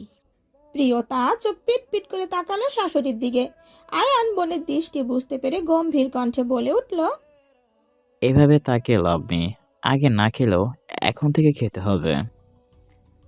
সবার জোরাজোরিতে প্রিয়তা দুধের গ্লাস নিয়ে রুমের উদ্দেশ্যে হাঁটা ধরল। সাদনান আগেই রুমে চলে এসেছে। প্রিয়তা রুমে এসে দুধের গ্লাস সেন্টার টেবিলের উপর রেখে কাবার থেকে রাতের পোশাক নিয়ে ওয়াশরুমে গেল। সাদনান পুরোটা সময় সোফায় বসে বউয়ের সব কার্যকলাপ অবলোকন করে। অতঃপর বেরিয়ে আসে রুম হতে। লিভিং রুমের সবাই তখন যার যার রুমে চলে গিয়েছে। কিচেনে শুধু একজন কাজের লোক সব গুছিয়ে রাখছিল। সাদনানকে কিচেনে দেখা মাত্র তিনি বলে উঠল, না খালা, আপনি যান, আমি নিচে পারবো। সাদনানের আদেশ পেয়ে তিনি বিনা বাক্যে রান্নাঘর ত্যাগ করে। সাদনান আগে একটা ক্যাবিনেট খুলে সেখান থেকে একটা স্যুপের প্যাকেট বের করে সেটা রান্না করে একটা বড় কাপে নিয়ে রুমে আসার জন্য ঘুরে দাঁড়াতেই নজরে পড়ে প্রিয়তা গায়ে একটা মোটা ওড়না পেঁচিয়ে রান্নাঘরের দরজার সামনে দাঁড়িয়ে আছে। ভ্রুকুচকে এগিয়ে সাদনানের পাশে এসে দাঁড়িয়ে বলে উঠল, আমি জানি আপনি এইসব আমাকে গিলানোর জন্য করেছেন, কিন্তু এই মুহূর্তে কিচ্ছু খাওয়া আমার পক্ষে সম্ভব নয়। প্রিয়তার থমথমে কণ্ঠ শুনে সাদনান হেসে দিল। অতঃপর এক হাতে প্রিয়তার বাহু টেনে ধরে হাঁটতে হাঁটতে বলল, কিন্তু খেতে হবে, ইউ নো না, না আমার একদম পছন্দ নয়। প্রিয়তা কিছু বলতে পারে না। সাদনান রুমে এনে বউকে বিছানায় বসিয়ে নিজেও বসে পড়লো। প্রায় অর্ধেকটা স্যুপ খাইয়ে দিল। প্রিয়তার নাক মুখ কোচকালো, তবে ভালো লাগলো। আবার পেটেও ক্ষুধা, তাই খেয়ে নিল। সাদনান স্যুপের বাটি রেখে দুধের গ্লাস সামনে ধরলো। প্রিয়তা মুখ ভোতা করে গ্লাস হাতে ঢক ঢক করে অর্ধেক গ্লাস খালি করে দিল। পরপরই মুখ হতে গ্লাস সরিয়ে ওয়াক করে সব সামনে দাঁড়ানো সাদনানের ওপর ধরে দিল। সাদনান চোখ ছোট ছোট করে বোর দিকে তাকালো। প্রিয়তার মুখ ভয়ে ফাটা বেলুনের ন্যায় চুপসে গিয়েছে। সাদনানের হাসি পেল, তবে হাসলো না। এখন হাসলে বউ তার আহ্লাদে গদগদ হয়ে যাবে, আর খাবে না সে জানে। তাই হাসিটুকু চুপ করে গিলে নিল। থমথমে কণ্ঠে কাবাটের দিকে এগিয়ে যেতে যেতে আদেশের স্বরে বলল, পুরোটা শেষ করো। আমি ফ্রেশ হয়ে এসে যেন গ্লাস খালি দেখি, আর খবরদার ফেলে দেওয়ার চেষ্টাও করবে না। প্রিয়তা সাদনানের কথায় থতমত খেলো। কি ভয়ঙ্কর মানুষ, মনের কথা বুঝে যায়। সাদনান ওয়াশরুমে চলে গেলে প্রিয়তা অনেকটা কষ্ট করে দুধটা খেয়ে নিল। ফেলে দেওয়ার উপায় নেই, ওয়ার্নিং দিয়ে গিয়েছে, বাধ্য হয়ে খেতে হলো। সাদনান ওয়াশরুম হতে বেরিয়ে এলো 5-7 মিনিটের মধ্যে। এসেই দেখলো বউটা শুয়ে পড়েছে। সাদনান লাইট অফ করে নিজেও এসে প্রিয়তার পাশে শুয়ে পড়ল। প্রিয়তা সাদনানের বুকে মাথা রেখে গেঞ্জির বোতাম খুলতে নিলেই সাদনান বাধা দিল। প্রিয়তা ভুরু কুচকে তাকালো। ডিম লাইটের অল্প আলোয় বউয়ের ভ্রু কুচকানো দেখে সাদনান প্রিয়তার কপালে অধরে স্পর্শ করে মৃদু কণ্ঠে বলল, কাল ডক্টরের কাছে যাব, টেস্ট করব। এখন আর কোনো রিস্ক নিতে চাচ্ছি না জান। কিচ্ছু হবে না, আপনি বেশি বুঝেন। প্রিয়তা নিজেই সাদনানকে শক্ত করে জড়িয়ে ধরে। সাদনান বুঝি বউয়ের ডাকে সাড়া না দিয়ে থাকতে পারে। অজ্ঞতা নিজেও বউয়ের পাগলামিতে সঙ্গ দিল। রাত 2:30 বাজে জান, প্লিজ ঘুমিয়ে পড়ো। সাদনান বউয়ের দিকে অসহায় চোখে তাকিয়ে বলল, কিন্তু প্রিয়তা কাটকাট কণ্ঠে জবাব দিল, একদম না, আপনি আমাকে নিয়ে যাবেন কিনা বলেন। সাদনান এবার এগিয়ে এলো। প্রিয়তার 8 মাসের ভরা পেটে এক হাত রেখে আরেক হাত প্রিয়তার গালে রাখে। রাত বাজে 2:30, আর এই মেয়ে এই রাতে ছাদে গিয়ে বৃষ্টিতে ভিজতে যাওয়ার জন্য সে কখন থেকে তর্ক করে যাচ্ছে। সাদনান জানে বউকে সে অনুমতি না দিলে বউ এক পাও নাড়াবে না, কিন্তু জেদ দেখাচ্ছে।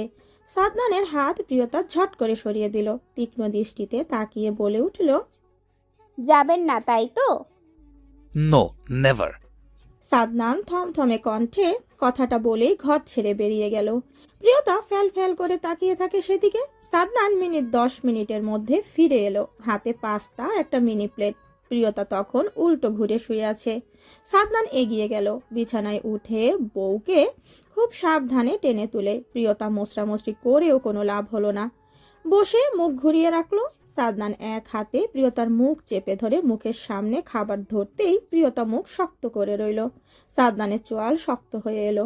মেয়েটা দিন দিন বেশি ঘাটতারা হচ্ছে, ইদানিং বেশি করে হয়তো প্রেগনেন্সির জন্য। সাদনান রাগ গিলে নিল। মুখ এগিয়ে বউয়ের কপালে ওষ্ঠ ছুঁয়ে দিয়ে মৃদু স্বরে বলে উঠল, চান আমার খেতে হবে, আমি জানি তোমার ক্ষুধা পেয়েছে। প্রিয়তা টলমল চোখে তাকালো সাদনানের দিকে। সত্যি ওর খিদে পেয়েছে, কিন্তু মনটা বলছে একবার বৃষ্টির পানি ছুঁয়ে দেখার জন্য। প্রিয়তার মাথায় চট করে একটা বুদ্ধি এলো। গম্ভীর কণ্ঠে বলে উঠল, আপনি জানেন বাবু পেটে এলে মায়ের মন যা চায় তাই করতে হয়।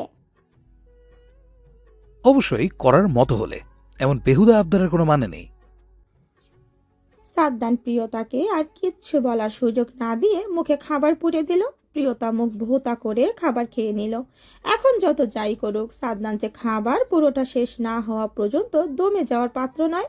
খাবার শেষ সব গুছিয়ে রাখতে রাখতে 3টার বেশি সময় বেজে গেল।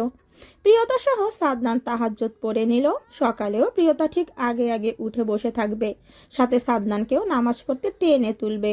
সাদনান ছটপট জায়নামাজ গুছিয়ে কাবাটে তুলে রাখে। বিছানায় এসে প্রিয়তাকে জড়িয়ে ধরে। প্রিয়তা নড়ে চড়ে মিনমিন করে জানালো, কাল তুরাগ আসবে। হয়েছে, এখন চোখ বন্ধ করো। আর হ্যাঁ, মিশনের সামনে তুরাককে জামাই ডেকো না।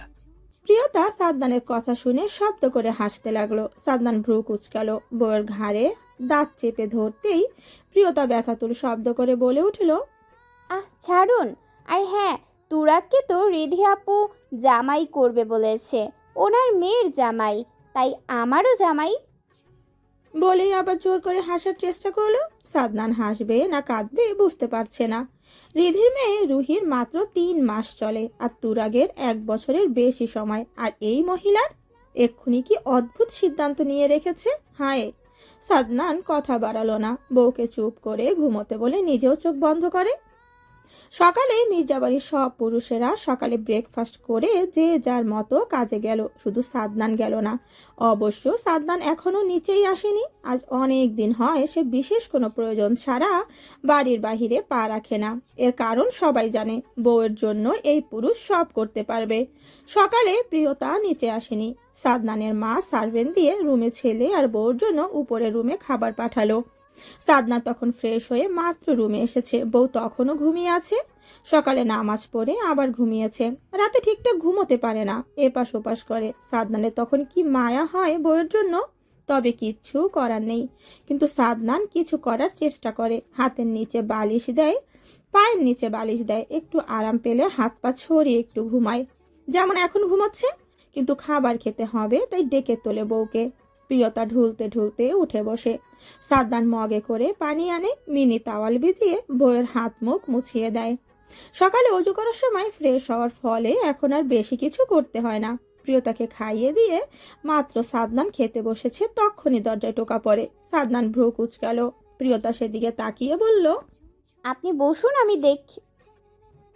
একদম নড়বে না। হাঁটার সময় তো পা ব্যথা করে, কাজের সময় করে না। সাদনানের তীক্ষ্ণ কণ্ঠের বাক্য শুনে প্রিয়তা ঠায় বসে রয়। সাদনান দরজা খুলতেই একজোড়া হাত সাদনানের হাতটু জড়িয়ে ধরল। একটু হকচকিয়ে নিচে তাকিয়ে হাতের মালিককে দেখে চমৎকার করে হাসলো। আগলে নিয়ে কোলে তুলে রুমে আসতে আসতে বলল, বাহ, সুপার, আমার জামাই চলে এসেছে। ছোট্ট মিশান গোল গোল চোখে তাকিয়ে থাকে প্রিয়তার দিকে। 3 বছর মাত্র, খুব বেশি বড় নয়। প্রিয়তা খুশি হলো মিশানকে দেখে, হাত বাড়িয়ে ডেকে বলল, শোনা আব্বা, এসো মনির কাছে। সাদনান এগিয়ে গিয়ে মিশানকে কোলে নিয়ে বসালো প্রিয়তার পাশে। মিশান মুচড়ামুচড়ি করে সাদনানের কোল থেকে নেমে বসলো। প্রিয়তা এক হাতে জড়িয়ে ধরে মিশানকে। মিশান নিজের ছোট্ট হাতটা প্রিয়তার ঢিলাঢালা জামার উপর দিয়ে পেটে রাখলো। চোখ পিট পিট করে বলে উঠল, তোল পাবাই বলেতে আমার বউ আছে এখানে। সাদনান বিস্মিত খেলো। প্রিয়তা চোখ বড় বড় করে তাকালো সাদনানের দিকে। সাদনান সহসায় চোখ ধরে পড়ে যাওয়ার অবস্থা হলো, তবে চট করে বলে উঠল, বিশ্বাস করো জান, আমি এমন কিচ্ছু বলিনি। মিশান দুজনের দিকে বার কয়েক তাকালো, বুঝতে পারলো ওরা কি বলছে। মিশান নিজেই আবার জিজ্ঞেস করলো, তবে আসবে আমার বউ? প্রিয়তা সাদনানকে কিচ্ছু বলে না, মিশানকে জড়িয়ে ধরে মুচকি হেসে বলল, ছোট মনির জন্য দোয়া করবে, খুব দ্রুত যেন তোমার বউকে সুস্থভাবে নিয়ে আসতে পারি। মিশান হয়তো আরো কিছু জিজ্ঞেস করতো, কিন্তু সাদনান তড়িঘড়ি করে মিশানকে নিয়ে রুমে হতে বেরিয়ে গেল। বেচারা কখনো আবার কি বলে বউয়ের কাছে, তারপর দেখা যাবে বউ বেলুনের ন্যায় ফুলে থাকবে। নিচে এসে সাদনান সবার সাথে সাক্ষাৎ করলো। শুক্রবার আজ, কবির তিন্নি এসেছে, মাইশাও এসেছে, আয়ান আসেনি। তবে সন্ধ্যায় এসে বউ আর ছেলেকে নিয়ে ঠিক বাড়ি ফিরে যাবে। প্রিয়তা গুটি গুটি মেরে শুয়ে আছে সাদনানের বুকে। সাদনান বউয়ের পেটের ওপর নিজের একটা হাত রেখে বসে আছে। অনেক সময় হয় এভাবে বসে আছে সাদনান, মূলত বউয়ের জন্য এভাবে বসে থাকা। 2 দিনের জন্য একটা জরুরি প্রয়োজনে বাইরে যেতে হবে। সব মিলিয়ে 3-4 দিন লাগবে। আর এই কথা প্রিয়তা যেই শুনেছে, সেই থেকে এমন মুখ বন্ধ করে বসে আছে। এই সপ্তাহের মধ্যে প্রিয়তার ডেলিভারি ডেট, সেই জন্য মেয়েটা আরো ভয়ে আছে। কিন্তু বাহিরে যাওয়াটাও ভীষণ জরুরি। যদিও সাদনান এই কয়েক মাস সব কিছু নিজে থেকে সরিয়ে রেখেছিল, কিন্তু এটা থেকে পারেনি। উপল মহল থেকে নোটিশ এসেছে। সাদনান চেষ্টা করেও কিচ্ছু করতে পারেনি। সন্ধ্যায় সাদনান এয়ারপোর্টের উদ্দেশ্যে রওনা দিবে। এখন বিকেল। সাদনান এবার মুখ খুলল, টাইমের আগেই চলে আসবো জান। প্রিয়তা তবুও টু শব্দ করে না। সাদনান নিজেও আর কিচ্ছু বলে না। সাদনান জানে এখন কিছু বলেও লাভ হবে না। সাদনান প্রিয়তাকে সরিয়ে উঠে বসার চেষ্টা করতেই প্রিয়তা সাদনানকে আরো শক্ত করে জড়িয়ে ধরে বলে উঠল, একটু আদর করুন প্লিজ, যদি ফিরে এসে আর আমাকে না পান। সাদনান চমকে উঠল। বুকের ভেতর অজানা ভয় এসে হানা দিল। শক্ত করে বউকে জড়িয়ে ধরে অধর নেড়ে আওড়ালো, কিচ্ছু হবে না আমার জান, ভয় কেন পাচ্ছ তুমি? আমি আছি তো, চলে আসবো দ্রুত, প্রমিস। সাদনান বউয়ের আবদার রাখলো। তবে মনে একটা খুঁতখুত থেকেই গেল। কেন জানি মন সায় দিচ্ছে না বউকে ফেলে যেতে, কিন্তু যেতে হবে। পরিস্থিতি আমাদের মর্জি মতো চলে না, আমাদের পরিস্থিতির মর্জি মতো চলতে হয়। সাদনান আজ 5 দিন হয় দেশে নেই। প্রিয়তা এই 5 দিন 5 যুগের সমান মনে হয়েছে। ঠিকঠাক খাবার খেতে পারে না, ঘুম হয় না। মানুষটাকে একবার ছুঁয়ে দেখা পর্যন্ত এই অস্থিরতা ঠিক হওয়ার নয়। ফোনে কথা বলে তৃষ্ণা মেটে না। আচ্ছা, সুদূর থাইল্যান্ড অবস্থান করা মানুষটার কি এমনই হয়, নাকি হয় না? এমনতর একই অবস্থা কি ওই মানুষটার মনের? প্রিয়তার কাছে এর কোনো উত্তর নেই, কারণ এই সব প্রশ্নগুলো বৃথা। কারণ মন্ত্রী সাদনান কেমন সেটা ওর থেকে ভালো কেউ জানে না। মানুষটা নিশ্চয়ই ওর থেকেও বেশি তৃষ্ণার্ত। আজ বাড়িতে অনেক মানুষ, শুধু এই একটা মানুষ নেই। অবশ্য ঘন্টাখানেকের মধ্যে এসে মির্জা বাড়ি পৌঁছে যাবে বলে শুনেছে প্রিয়তা। রিদি ওয়াজিদ আসছে ওদের 1.5 বছরের বাচ্চা রুহিকে নিয়ে। মাইশা আয়ান আসছে 4 বছরের ছেলে মিশানকে নিয়ে। তিন্নি কবির আসছে ওদের 2.5 বছরের ছেলে তুরাককে নিয়ে। বাড়ি ভর্তি মানুষ। বেশ বড় সড়ো করে অনুষ্ঠান হচ্ছে, সেটাও রাহান আর সারার বউ ভাতের অনুষ্ঠান। রাহান তখন বউয়ের জন্য কিছু না করতে পারলে সামর্থ্য হওয়ার পর ঠিকই করছে। ভালোবাসা যেন দুজনের মাঝে এক রত্তির কমেনি, বরং বেড়েছে। আজম মির্জা এখন এসব দেখে এখন শান্তি পায়। ছেলের ওপর গর্ববোধ হয়, বোনের ছেলে তার একদম পারফেক্ট পাত্র চুজ করেছে। মাঝখানে তিনি কি বাগারটাই না দিয়েছিল। প্রিয়তা নিচে একটা ঘরে থাকে এখন। সিঁড়ি বেয়ে উপরে ওঠানামা করতে কষ্ট হয় বিধায় সাদনান প্রিয়তার যখন 6 মাস চলে তখনই নিচে বাবা মায়ের পাশের রুমে শিফট করেছে। প্রিয়তার এতে অবশ্য সুবিধা হয়েছে। এই যেমন রুমে বসে এখান থেকে পুরো লিভিং রুম দেখতে পাচ্ছে। সালেহা বেগম বলে গিয়েছে একটু পর এসে শাড়ি পরিয়ে দিবে, তাই বসে বসে অপেক্ষা করছে। প্রিয়তা অনেকক্ষণ বসে আছে, শরীর কেমন অস্থির লাগছে, তাই শোয়ার জন্য প্রস্তুতি নিতে রুমে হন্তদন্ত হয়ে রোজিনা বেগম প্রবেশ করলো। হাতে শাড়ি প্রিয়তার দিকে এক পলক বাড়িয়ে শাড়ির ভাঁজ খুলতে খুলতে ব্যস্ত কণ্ঠে বলে উঠল, তুই কষ্ট করে একটু দাঁড়িয়ে পড় প্রিয়, তোর শাশুড়ি ভীষণ ব্যস্ত, তাই আমি এলাম। প্রিয়তা মৃদু হাসলো। পেটে চিনচিন ব্যথা হচ্ছে, কিন্তু সেসব পাত্তা দিল না। রোজিনা বেগমের কাছ থেকে শাড়ির সব প্রয়োজনীয় জিনিস নিয়ে ওয়াশরুমের দিকে পা বাড়ালো। টুইন বেবি হওয়ায় পেটটা একটু বেশি বড়, তাই চলাফেরা করতে যথেষ্ট কষ্ট হয়। প্রিয়তা ওয়াশরুম হতে বেরিয়ে এলে রোজিনা বেগম শাড়ি পরিয়ে দিয়ে তাড়াহুড়া করে চলে যাচ্ছিল, কিন্তু হঠাৎ কিছু পড়ে যাওয়ার শব্দ পেছনে ফিরে দেখতে পেল প্রিয়তা ড্রেসিং টেবিলের সামনে চেয়ার ধরে দাঁড়িয়ে আছে, আর নিচে একটা কিছু পড়ে আছে। দেখে বোঝা যাচ্ছে প্রিয়তা ঠিক নেই, হয়তো পড়ে যাচ্ছিল। চেয়ার ধরে নিচেকে সামনে নিয়েছে। রোজিনা বেগম আঁতকে উঠলেন। বুকের ভেতর ভয় এসে হানা দিল। কিছুটা দৌড়ে গিয়ে প্রিয়তাকে ধরলো। বিছানায় নিয়ে বসাতে বসাতে বিচলিত কণ্ঠে জিজ্ঞেস করলো, কি হয়েছে, শরীর খারাপ লাগছে? প্রিয়তা কোনো জবাব দিতে পারলো না। শরীর ঘামছে, কেমন অস্থির অস্থির করছে। রোজিনা বেগম তৎক্ষণাৎ জোরে জোরে সবাইকে ডাকতে লাগলো। প্রিয়তা বার কয়েক জোরে জোরে শ্বাস টেনে হাঁপিয়ে হাঁপিয়ে বলল, পেটে ব্যথা হচ্ছে ভীষণ সকাল থেকে। আর কিছু বলতে পারে না, চুপ করে ঠোঁট কামড়ে ধরে চুপ করে গেল। সবাই ততক্ষণে এসে ভিড় জমিয়েছে। কোনো পুরুষ রুমে এলো না। সালেহা বেগম, সুফিয়া বেগম সহ কাজের লোকের সাহায্যে প্রিয়তাকে গাড়ি পর্যন্ত নেওয়া হলো। এতক্ষণ রমরমা করা পরিবেশ কেমন থমথমে হয়ে গেল। এয়ারপোর্ট থেকে বেরিয়ে সাদনান নিজের জন্য বরাদ্দকৃত গাড়িতে বসে গেল। আজ 5 দিন এক রাতেও ঠিকঠাক ঘুমোতে পারেনি। 5 দিন 5 বছর মতন হয়েছে। সময় যেন পার হচ্ছিল না। এত দীর্ঘ সময় সে কখনো বউয়ের এমন অবস্থায় বউর থেকে দূরে সে কিছুতেই থাকতো না। শুধু জরুরি প্রয়োজন বিধায় থাকতে বাধ্য হয়েছে। যদিও প্রয়োজনটা নিজেরই। প্রাক্তন এমপি সে নিজে সুইসাইড করেছে, আর খারাপ ছিল তার কিছু প্রমাণ এখান থেকে সংগ্রহ করেছে সে, সেই জন্য ওখানে থাকতে হয়েছে। কোর্টে যে কেসটা চলছে তার লাস্ট শুনানিতে এই প্রমাণগুলো প্রয়োজন। সাদনান জানে এই প্রমাণগুলো কোর্টে একবার পেশ করতে পারলে খেল খতম।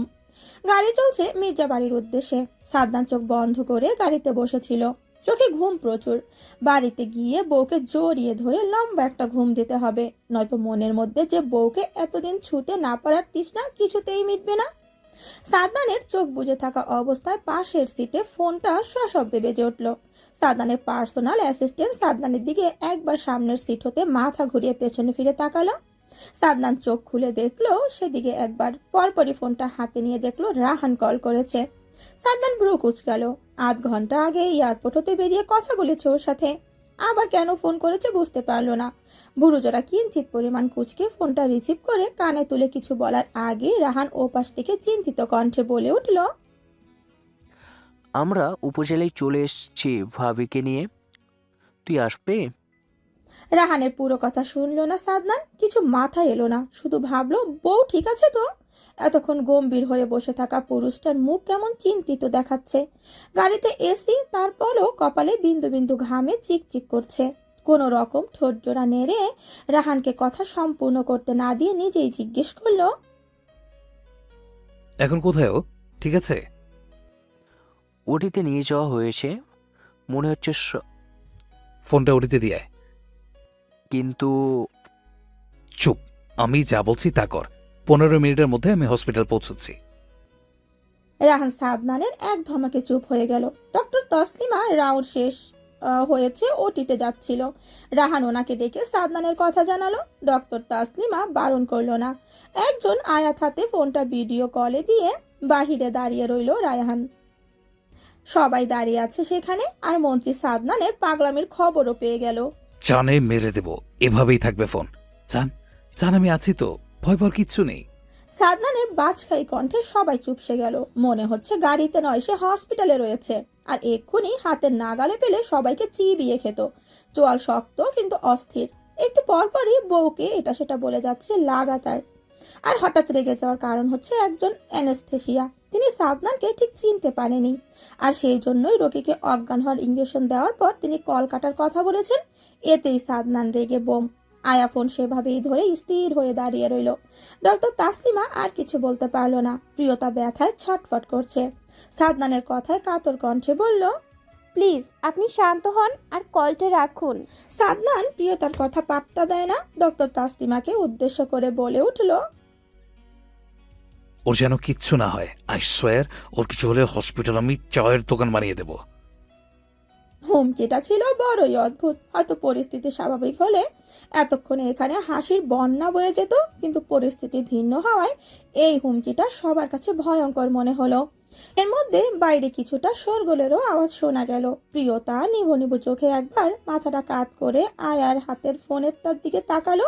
ওই তো সফেদা রঙের পাঞ্জাবি গায়ে উস্কো খুস্কো চুল সহ অস্থির আর চিন্তিত মানুষটা নজরে এলো। হসপিটালে পৌঁছে গেছে, এই মুহূর্তে ওটির বাহিরে অবস্থান করছে।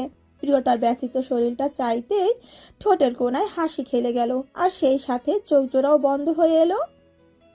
সাদনান বসে আছে বউর পাশে একটা টুলে। অনেকক্ষণ হয় প্রিয়তাকে কেবিনে নেওয়া হয়েছে। জ্ঞান ফিরতে একটু সময় লাগবে জানিয়েছে ডক্টর, তবে সন্ধ্যার আগেই ফিরতে পারে এরকমটাও আশ্বাস দিয়েছে। শরীর বেশ দুর্বল, রক্ত দিতে হয়েছে 2 ব্যাগ। রক্ত লাগবে সেটা ডক্টর আগে থেকেই জানিয়ে রেখেছিল, সেই জন্য কোনো ঝামেলা হয়নি। 1 ব্যাগ আয়ান দিয়েছে। আয়না নিজেও দিতে চেয়েছিল, কিন্তু আয়নার শরীরের কন্ডিশন ভালো না। কয়েক মাস আগেই একটা বাচ্চা নষ্ট হয়ে গিয়েছে, যার জন্য আয়নার অবস্থা তখন খারাপ ছিল। কিন্তু 3 ব্যাগ রক্ত লেগেছিল। এখনো পুরোপুরি সুস্থ হয়নি, তাই রক্ত দিতে চাইলে কেউ রাজি হয়নি। কবিরের থেকে নিয়েছে আরো 1 ব্যাগ, যদিও কবির কাউকে বলেনি। কবির নিজ ইচ্ছে দিয়েছে। যতই হোক প্রথম অনুভূতি, কোনোদিন কোনো মেয়ের আশেপাশে ঘেঁষেনি। মা ছিল না বিধায় বাবাকে বেশ মানত। বাবার কষ্ট হবে এমন কিছু কবির কখনো করতে চায়নি। যখন প্রিয়তার সাথে বিয়ের কথা হলো, তাই কবির কোনো রূপ ভাবনা চিন্তা করলো না। বাবার ওপর বরাবরই বিশ্বাস করে সম্মান করত বাবার সব ডিসিশনকে। তাই বিয়ের কথাবার্তা চলাকালীন সময় কবিরের প্রিয়তার প্রতি একটা অনুভূতি ছিল। যদিও কবির প্রিয়তাকে দেখেনি, তবে সব জল্পনা কল্পনা প্রিয়তাকে ঘিরেই শুরু হয়েছিল। কিন্তু এখন সেসব কিছুই নেই। এখন সব বউয়ের আর নিজের একমাত্র ছেলে তুরাগের জন্য। সন্ধ্যা প্রায় হয়ে আসছে। হসপিটালে সাদনান ছাড়াও প্রিয়তার মা, সাদনানের মা আর আয়ান রয়েছে, আর বাকিরা সবাই বেবি দেখে চলে গিয়েছে। বাড়িতে এত বড় একটা অনুষ্ঠান, তাই ওখানে থাকাটা জরুরি। কিন্তু সবাই রাতে আসবে জানিয়েছে, কিন্তু সাদনান বারণ করেছে।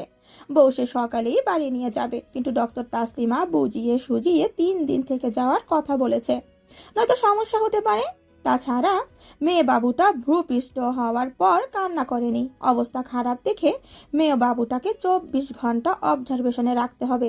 সাদনান সেই থেকে রেগে আছে, কিন্তু সব দিক ভেবে 3 দিন থেকে যাওয়ার জন্য রাজি হয়েছে। তার জন্য আলাদা কেবিন বরাদ্দ করা হয়েছে, কিন্তু সে ওই কেবিনের আশেপাশেও যায়নি। বউকে কেবিনে দেওয়ার পর সেই যে এখানে এসে বসে এখনো এখানেই বসে আছে।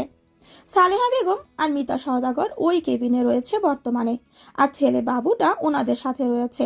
মেয়ে বাবুটা কাল সকালে মায়ের সাথে দেয়া হবে। সাদনান এসবই ভাবছিল, কিন্তু হঠাৎ শুনতে পেল কেবিনে কেউ নক করছে। সাদনান গম্ভীর কণ্ঠে জিজ্ঞেস করলো, কে? সালেহা বেগম দরজা ঠেলে ভিতরে প্রবেশ করলো। সাদনান মাকে দেখে চিন্তিত কণ্ঠে জিজ্ঞেস করলো, বাবু কোথায়? ঠিক আছে ও? হ্যাঁ ঠিক আছে, মনে হয় পেটের ক্ষুধায় কান্না করছে, কিন্তু ওর তো এখন জ্ঞান ফিরেনি। সাদনান প্রিয়তার দিকে তাকালো। সালেহা বেগম ক্লান্তিতে নুয়ে থাকা ছেলের দিকে তাকিয়ে মলিন মুখে, সফেদ রঙের পাঞ্জাবিটা কুঁচকে আছে। সবসময় ফিটফাট পরিপাটি হয়ে থাকা ছেলে আর আজ কত এলোমেলো। ছেলে মেয়েদের চিন্তা, বউয়ের চিন্তায় অস্থির। এখনো যেন তা ঠিক হয়নি। অবশ্য বউয়ের জ্ঞান ফিরলে ছেলে ওনার একদম ফিট হয়ে যাবে, তা তিনি নিশ্চিত। তিনি কিছুটা এগিয়ে এসে বলল, আব্বা তুমি গিয়ে ফ্রেশ হয়ে বাবুর কাছে বসো, আমি এখানে আছি। সাদনান মায়ের দিকে একবার তাকালো।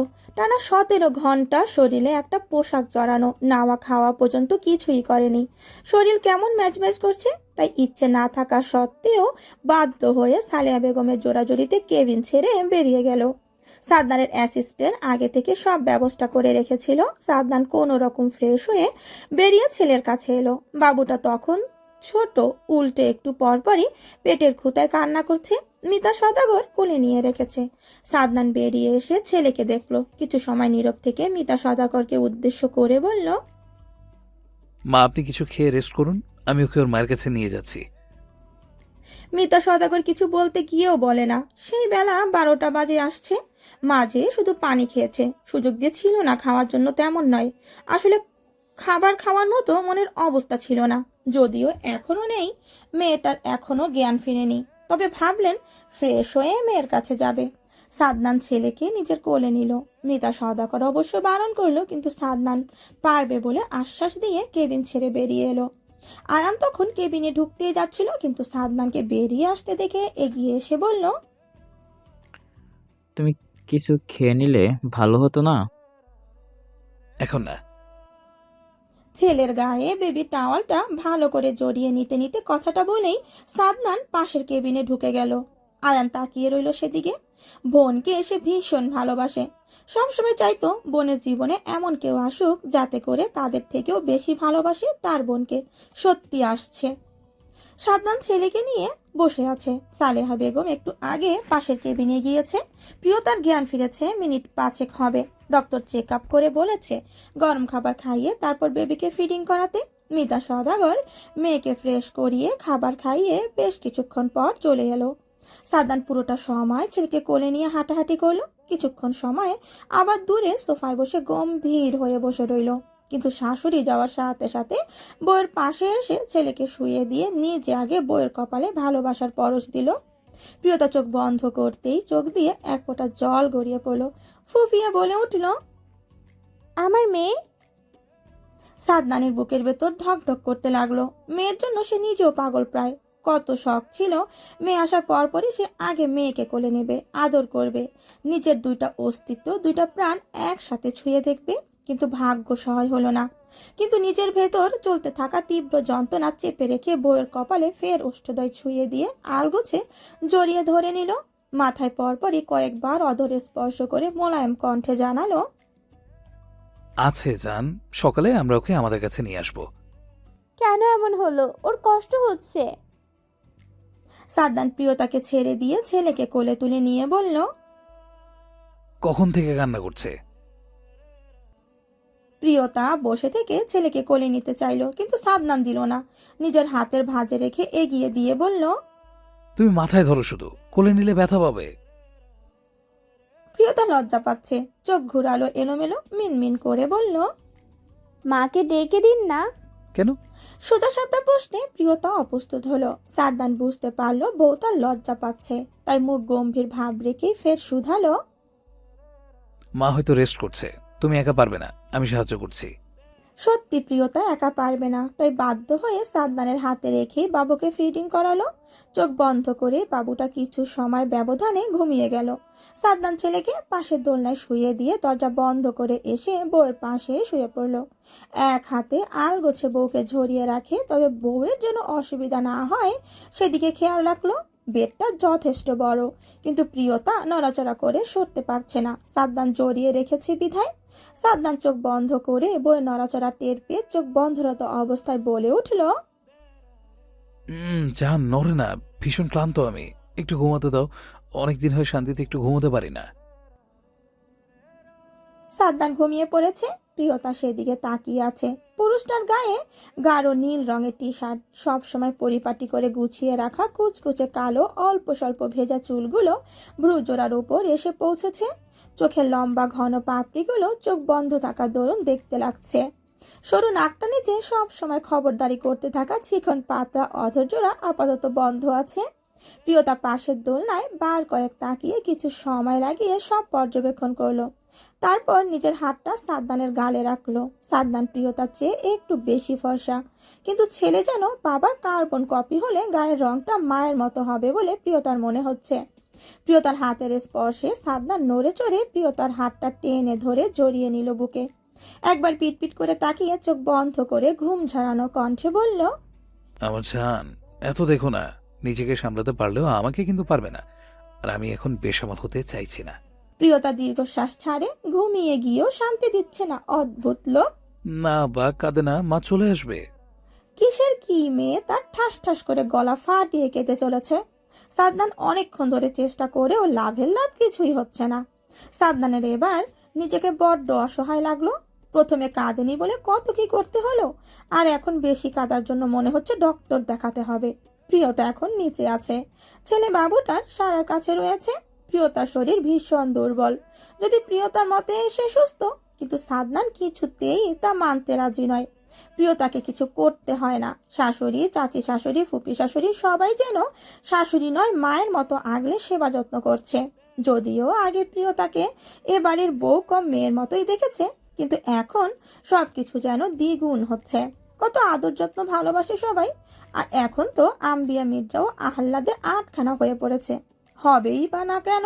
নাতির ঘর আলো করে দুইটা জীবন্ত পুতুল এনে দিয়েছে যে। নাতির জীবন পূর্ণ হয়েছে, এতেই তিনি প্রচুর খুশি। এখন প্রায় বেলা 12টা বাজে। প্রিয়তাকে খবর পাঠানো হয়ে গিয়েছে, নিশ্চয়ই কিছুক্ষণের মধ্যে চলে আসবে। তাছাড়া বাড়িতে কত বড় অনুষ্ঠান, ছেলে মেয়ের আকিকা দিয়ে নাম রাখবে আজ। অবশ্যই আরো আগেই রাখতো, কিন্তু প্রিয়তা অসুস্থ বিধায় এতদিন এসে রাখছে। সাদনান মেয়ের দিকে কতক্ষণ চুপচাপ তাকিয়ে থেকে রুম হতে বেরিয়ে যাওয়ার জন্য উদ্যত হতেই প্রিয়তা রুমে প্রবেশ করলো। গায়ের ওড়না সোফায় রাখে। সাদনান এগিয়ে এসে প্রিয়তার বরাবর দাঁড়িয়ে দাঁতে দাঁত চেপে বলে উঠল, বারণ করেছিলাম নিচে না যাওয়ার জন্য, বাবু কখন থেকে কান্না করছে। প্রিয়তা মেয়েকে কোলে নিতে নিতে সাদনানের কথাকে সম্পূর্ণ এড়িয়ে বলল, সবাই চলে এসেছে, আপনি আগে গোসল করে রেডি হয়ে নিন। মা বলেছে একটু পর এসে ওদের শরীর মুছিয়ে দিবে। সাদনান কিছু সময় বইয়ের মুখ পানে তাকিয়ে রইল। আগের মতো আর হ্যাংলা পাতলা নেই সাদনানের ছোট্ট জান। এখন অনেকটাই শরীরের পরিবর্তন এসেছে। সাদনানকে নিজের থেকে তাকিয়ে থাকতে দেখে প্রিয়তা ভ্রু কুচকে তাকালো। সাদনান মুচকি হাসলো, তারপর ঝুঁকে বইয়ের ফোলা ফোলা গালে টুপটাপ কয়েকবার চুমু খেয়ে পাশ থেকে তাওয়াল নিয়ে ওয়াশরুমে চলে গেল। প্রিয়তা ফ্যাল ফ্যাল করে সাদনানের যাওয়ার পানে তাকিয়ে রইল। কিছু সময় পর মুচকি হেসে মেয়ের দিকে তাকিয়ে দেখলো মেয়ে ওর মুখের দিকে তাকিয়ে আছে। প্রিয়তা থতমত খেলো। মেয়ের মুখে হতে আঙুল বের করে বিড়বিড় করে বলে উঠল, বাপ কা বেটি, বাপ কাহানি করবে আর মেয়ে সেসব দর্শক হয়ে এনজয় করবে। পুরো বাড়ি রমরমা পরিবেশ। রিধি ওয়াজিদ ছাড়া সবাই উপস্থিত রয়েছে আজ। মাইশার ছেলে মিশান মায়ের কাছে ঘেঁষে বসে আছে। ছোট্ট সায়রাকে মিশানের নিকট দারুণ মায়াবী লাগে, যেন জীবন্ত পুতুল একটা। বাবার মতো ধপধপে সাদা কুচকুচে কালো চুল, গোলাপি ঠোঁট। এমন মানুষ তো সে টিভিতে দেখেছে। কার্টুন নাম এদের, কিন্তু তার মা বলেছে ওর নাম সায়রা, আর মিশানের বোন হয়, কিন্তু মিশান মানতে রাজি নয়। ছোট মামা বলেছে সায়রা ওর বউ, কিন্তু এটা কাউকে সে জানায়নি, মনে মনে রেখেছে। 4 বছরের মিশান যথেষ্ট বড় হয়েছে, কিছুটা গম্ভীর। রাত প্রায় অনেকটা হয়েছে, খাবার শেষ হতে অনেক সময় বাকি। সবাই খাওয়ার পর বাড়ির মহিলারা খেতে বসেছে। যদিও প্রিয়তাকে খাবার খেয়ে নেওয়ার জন্য অনেকবার সবাই বলেছে, কিন্তু খায়নি প্রিয়তা। সাদ্দান ছেলেকে নিয়ে উপরের রুমে চলে গিয়েছে, আগে খেয়ে নিয়েছে, সেই জন্য সায়রাকে কোলে নিয়ে বসে আছে। প্রিয়তা খাবার শেষ করে সায়রা ঘুমিয়ে পড়লো। প্রিয়তা মেয়েকে নিয়ে উপরের রুমের উদ্দেশ্যে পা বাড়ালো। সাদ্দান মাত্রই ছেলেকে দোলনায় শুইয়ে বিছানা ঠিকঠাক করছিল, আর তখনই প্রিয়তা রুমে এলো। মেয়েকে দোলনায় শুইয়ে দেওয়ার জন্য এগিয়ে যেতে সাদনান বলে উঠল, ওকে বিছানায় দাও। প্রিয়তা কোনো প্রতি উত্তর করে না। মেয়েকে ও দোলনায় রেখে কাবার থেকে রাতের পোশাক নিয়ে ওয়াশরুমে চলে গেল। সাদ্দান ভ্রু কুচকে তাকিয়ে রইল সেদিকে। হঠাৎ আজ হলো কি? সবসময় মেয়েকে বিছানায় রাখে, মেয়ের প্রতি যেন প্রিয়তার ভালোবাসা একটু বেশি। হয়তো মেয়ে তার এ কদিনে অনেকটা কষ্ট পৃথিবীতে আসার পর পেয়েছে, সেজন্য মেয়েকে যতটা পারে নিজের সাথে সাথে রাখে। যদিও ছেলেকেও সে একই নজরে দেখে, তবে রাতে মেয়েকে সে নিজের সাথে বিছানায় রাখে। আর আজ হঠাৎ দোলনায়। সাদনান বেশি কিছু না ভেবে দরজা বন্ধ করে এলো। ঘড়ির দিকে তাকিয়ে দেখলো রাত বাজে 12টার বেশি। প্রিয়তা রাতের ঔষধ আছে, সেগুলো বের করে নিয়ে সোফায় বসতেই প্রিয়তা ওয়াশরুম হতে বেরিয়ে এলো। গায়ে তার কালো একটা রং নাইটি। সাদ্দান ভ্রু কুচকালো। আজ অনেক দিন বাদে প্রিয়তা এগুলো পরলো। প্রেগনেন্সির সময় ঢিলে ডালা গেঞ্জি পরতো, কাল রাতেও তাই পরেছে। সাদনান মনে মনে বার কয়েক নিজেকে শাসিয়ে নিল। মাত্র তো 1 মাস হয়েছে সুস্থ হয়েছে মেয়েটা, যদিও পুরোপুরি সুস্থ এখনো হয়নি। যতটা সম্ভব বউকে এড়িয়ে যাওয়ার চেষ্টা করতে হবে। সাদনান চায় না ওর জন্য বউ তার কষ্ট পায়। এদিকে এসো, ওষুধ খেয়ে চুপচাপ ঘুমিয়ে পড়ো। আমি একটা জরুরি কল রয়েছে, সেটা শেষ করে আসছি। মিথ্যা বলছেন আপনি। আপনার অ্যাসিস্ট্যান্ট সন্ধ্যায় সব মিটিং টাইম ঠিক করে নিয়েছে। সাদনানের চোর ধরে পড়ে গেল। যেমন ভাব করে সাদনানের মুখভঙ্গি তখন তেমন ভাব করে রেখেছে। প্রিয়তা ততক্ষণে ঔষধ খেয়ে পানির গ্লাস সেন্টার টেবিলে রেখে আয়নার সামনে দাঁড়িয়ে নিজের চুল বেরনি করে নিল। হাত পায়ে রাতের কিছু প্রসাধনী ব্যবহার করতে লাগলো। সাদনানের পর্যায়ে এসে নিজেকে সামলাতে দায় হয়ে পড়ল। আস্তে করে ঢোক গিলে এগিয়ে গিয়ে বউকে পেছন থেকে জড়িয়ে ধরে উন্মুক্ত ঘাড়ে লম্বা সরু নাকটা ঘষতে লাগলো। প্রিয়তা এসবে পূর্ব অভিজ্ঞতা রয়েছে, কিন্তু আজ অনেকদিন পরে মানুষটার এমন স্পর্শে শরীর জুড়ে শিহরণ বয়ে গেল। চোখ বন্ধ করে ভালোবাসার মানুষটার স্পর্শগুলো অনুভব করতে লাগলো। প্রিয়তা চোখ বন্ধরত অবস্থায় বলে উঠল, ভালোবাসি মন্ত্রীমশাই। সাদনান বউর সম্মতি পেয়ে আরো কিছুটা চেপে ধরলো বউকে নিজের সাথে। অতঃপর আস্তে আস্তে টুপটাপ বৃষ্টির ন্যায় চুমুতে চুমুতে ভরিয়ে দিল বউয়ের গাল গড়া ঘাড়ে। তারপর নিজের দিকে ফিরিয়ে বেশ কিছু সময় ধরে নিজের ওষ্ঠদয় দিয়ে বউয়ের ওষ্ঠদয় রাজত্ব চালালো। সময় নিয়ে ছেড়ে দিয়ে বউকে পাজাগুলো তুলে বিছানায় শুয়ে দিয়ে নিজের সম্পূর্ণ ভর প্রিয়তার ওপর ছেড়ে দিয়ে ঘোর লাগা কণ্ঠে বলে উঠল, সরি জান। তুমি তুরাককে কেন মেসেজ করেছো? বাবার প্রশ্নে মিশান আর চোখে একবার মফিজুল মির্জার কোলে বসে থাকা তুরাগের দিকে তাকালো। তুরাগ একদম চুপটি করে বসে আছে, চোখগুলো লাল হয়েছে। হাতের আঙুলে একটা ব্যান্ডেজ লাগানো, যেটায় সে একটু আগে কামড় দিয়েছে। সকাল সকাল ঘুম থেকে উঠে এসে সায়রাকে কোলে নিয়ে বসে থাকা সারার পাশে বসে ছোট্ট সায়রার হাত ধরে দেখে ভীষণ রাগ হলো, কিন্তু তখন কিছু করতে পারেনি, লিভিং রুমে সবাই ছিল বলে। আর যখন ব্রেকফাস্ট করে যে যার মতো চলে গেল, তখনই সুযোগ বুঝে তুরাগের আঙুল কামড়ে দিয়েছে। তুরাগ সে কি গলা ফাটিয়ে কেঁদে উঠেছিল, কিন্তু মিশান নিজের রাগ মিটিয়ে তবেই ছেড়েছিল। ততক্ষণে পুরো বাড়ির মানুষ একত্রিত হয়ে অবস্থা বুঝতে পেরে তুরাগের হাতে বরফ লাগালো। তিন্নি তো কেঁদে কুটে নাজেহাল অবস্থা করে ফেলেছে নিজের। এটা দেখে অবশ্যই মিশানের খারাপ লেগেছে, কারণ তিন্নি মিশানকে অনেক আদর করে, মিশান নিজেও তিন্নিকে অনেক ভালোবাসে। মিশান তখন সব খারাপ লাগা পেছনে ঠেলে যখন পালানোর ধান্দার কারণ সে বুঝতে পেরেছিল, কপালে আজ শনি রবি সম আছে। কিন্তু পালানোর আগে আয়ান কোথা থেকে এসে ছেলেকে ধরে টেনে নিয়ে গেল সবার মাঝে। সেই থেকে সবাই বলে যাচ্ছে কিছু না বলার জন্য। বাচ্চা মানুষ বুঝতে পারেনি, কিন্তু আয়ান কারোর কথা না শুনেই উপরোক্ত প্রশ্নটা করে। কিন্তু মিশানের থেকে কোনো উত্তর না পেয়ে এবার রেগে গেল। ছেলের হাত ধরে টেনে সবাইকে উদ্দেশ্য করে বলে উঠল, সবার আদরে আদরে আজ ওরে এই অবস্থা। হিংসুটে হয়েছে একটা। ওর অভ্যাস না যতদিন পরিবর্তন হবে ততদিন ওর মির্জাবাড়ি আসা বন্ধ। সবার সাথে মিলেমিশে থাকার মতো বাচ্চা ও নয়। সবাই শত চেষ্টা করেও আয়ানকে আটকাতে পারলো না। বাধ্য হয়ে মায়ের সহ পেছন পেছন চলে গেল। যাওয়ার আগে অবশ্য বলে গেল আয়ানের রাগ পড়ে গেলে ওকে বোঝাবে। অজ্ঞতা সবাই তাই মেনে নিল। কবির তিন্নি দুপুরে খাবার খেয়ে নিজেদের বাড়ি চলে গেল। আরো কিছুদিন থাকার জন্য ইচ্ছে ছিল তিন্নির, কিন্তু কবির এর ভার্সিটি, তার উপর সকালের ঘটনা নিয়ে একটু মন খারাপ। কিন্তু সেই খারাপ লাগা বেশিক্ষণ স্থায়ী হয়নি। আয়ান কবিরের সাথে ফোন করে কথা বলেছে। এতে আরও সবাই নিশ্চিত হয়েছে আয়ান তাহলে রাগ করেনি, ছেলের বিচ্ছুপনায় একটু অতিষ্ঠ সেই জন্য। তাছাড়া এরপর মিশন যদি একটু ভয় পায় সেই জন্য এমনটা করে। তিন্নি কবির যাওয়ার পর প্রিয়তা, সায়রা আর প্রহরকে কাজের লোকের কাছে রেখে ছাদে গেল। অনেকদিন পর ছাদে আসছে, প্রায় বছর ঘনিয়ে আসতে চলে। ছাদে নানা রকম ফুল রয়েছে। প্রিয়তা সারাকে নিয়ে সেগুলো কিছু গাছ থেকে ছিঁড়ে আনলো। দুজন মিলেমিশে কিছু ক্যান্ডেল আর ফুল নিয়ে রুমটাকে সাজিয়ে নিল। আয়না ছোটখাটো একটা কেক বানিয়ে দিল। প্রিয়তা অবশ্য জানতো না বোন তার কেক বানিয়েছে। অবশ্য এটা করাতে প্রিয়তার বেশ সুবিধাই হলো। শুধু শুধু তো আর উইশ করা যায় না। বিকেলে নাস্তা করে ছেলে মেয়েকে খাইয়ে সালেহা বেগম আর রোজিনা বেগমের কাছে রেখে সুফিয়া বেগমের সাথে রাতের রান্না করতে গেল। অবশ্য কাজের লোক সব গুছিয়ে রেখেছে, শুধু রান্নাটা বাড়ির যে কোনো মহিলাকে করতে হয়। কাজের লোকের হাতে রান্না কেউই তেমন একটা পছন্দ করে না, বিশেষ করে আম্বিয়া মির্জা আর জাফর মির্জা। রাত 7টা বাজার পর থেকেই বাড়ির সব পুরুষ এক এক করে বাড়ি আসতে লাগলো। প্রথমে আজম মির্জা আর মফিজুল মির্জা, তারপর রাহাত, তার কিছু সময় পর রাহান। রাত 9টা নাগাদ সবাই বাড়ি চলে এলো। শুধু সাদমান এলো না, সে তো দ্রুত আসেও না। অবশ্য প্রিয়তা অসুস্থ যখন ছিল তখন কোথাও যায়নি, আর গেলেও খুব দ্রুত ফিরে আসতো। প্রিয়তা নিজের ছেলে মেয়েকে নিয়ে আগে ঘুম পাড়িয়ে দিল। রোজিনা বেগম অবশ্য বাচ্চাদের সাথেই রইল। কালাম খান নাতির হাতের অবস্থা দেখে অনেকটা মনক্ষুণ্ণ হলেন। অফিস থেকে ফেরার পর নাতিকে নিজের সাথেই রাখলেন।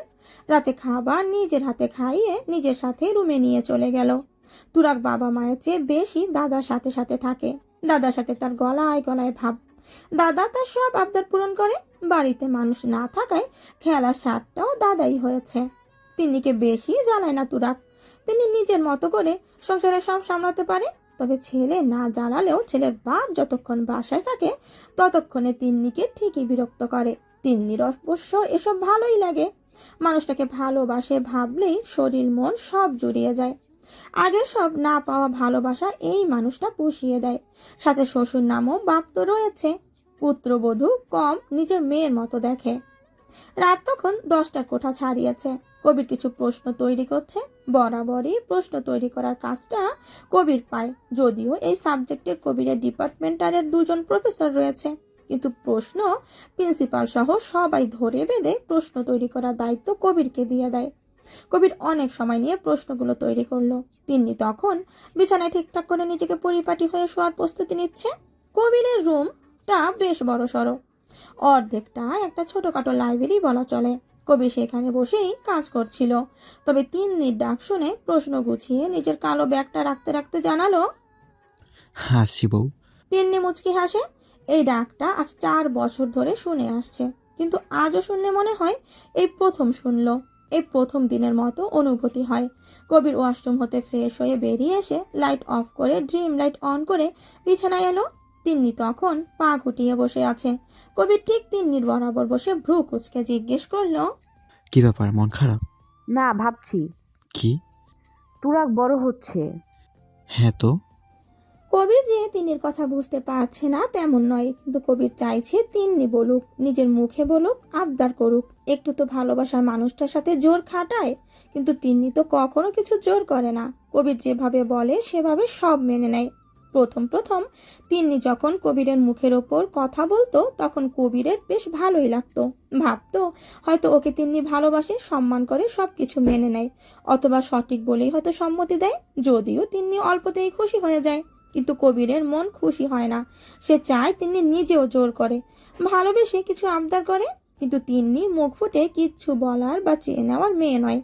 কবির এটা বেশ ভালোই বুঝতে পেরেছে এই কয়েক বছরে। কবির নিজে থেকে তিন্নিকে কাছে টানলো। কবির আলিঙ্গন করে শুধালো, একটা প্রিন্সেস চাই। তিন্নি মুচড়ালো, কবিরের উন্মুক্ত কাঁধে অধরে স্পর্শ করলো। কবির বুঝি নিজের উত্তর পেল, তড়িৎ বউকে আগলে নিল। তিন্নি নিজেও স্বামী নামক মানুষটার সঙ্গ দিল। সাদনান বাড়ি ফিরে প্রিয়তাকে লিভিং রুমে পেল। গেট বন্ধ করে এগিয়ে এসে বউয়ের সামনে দাঁড়ালো।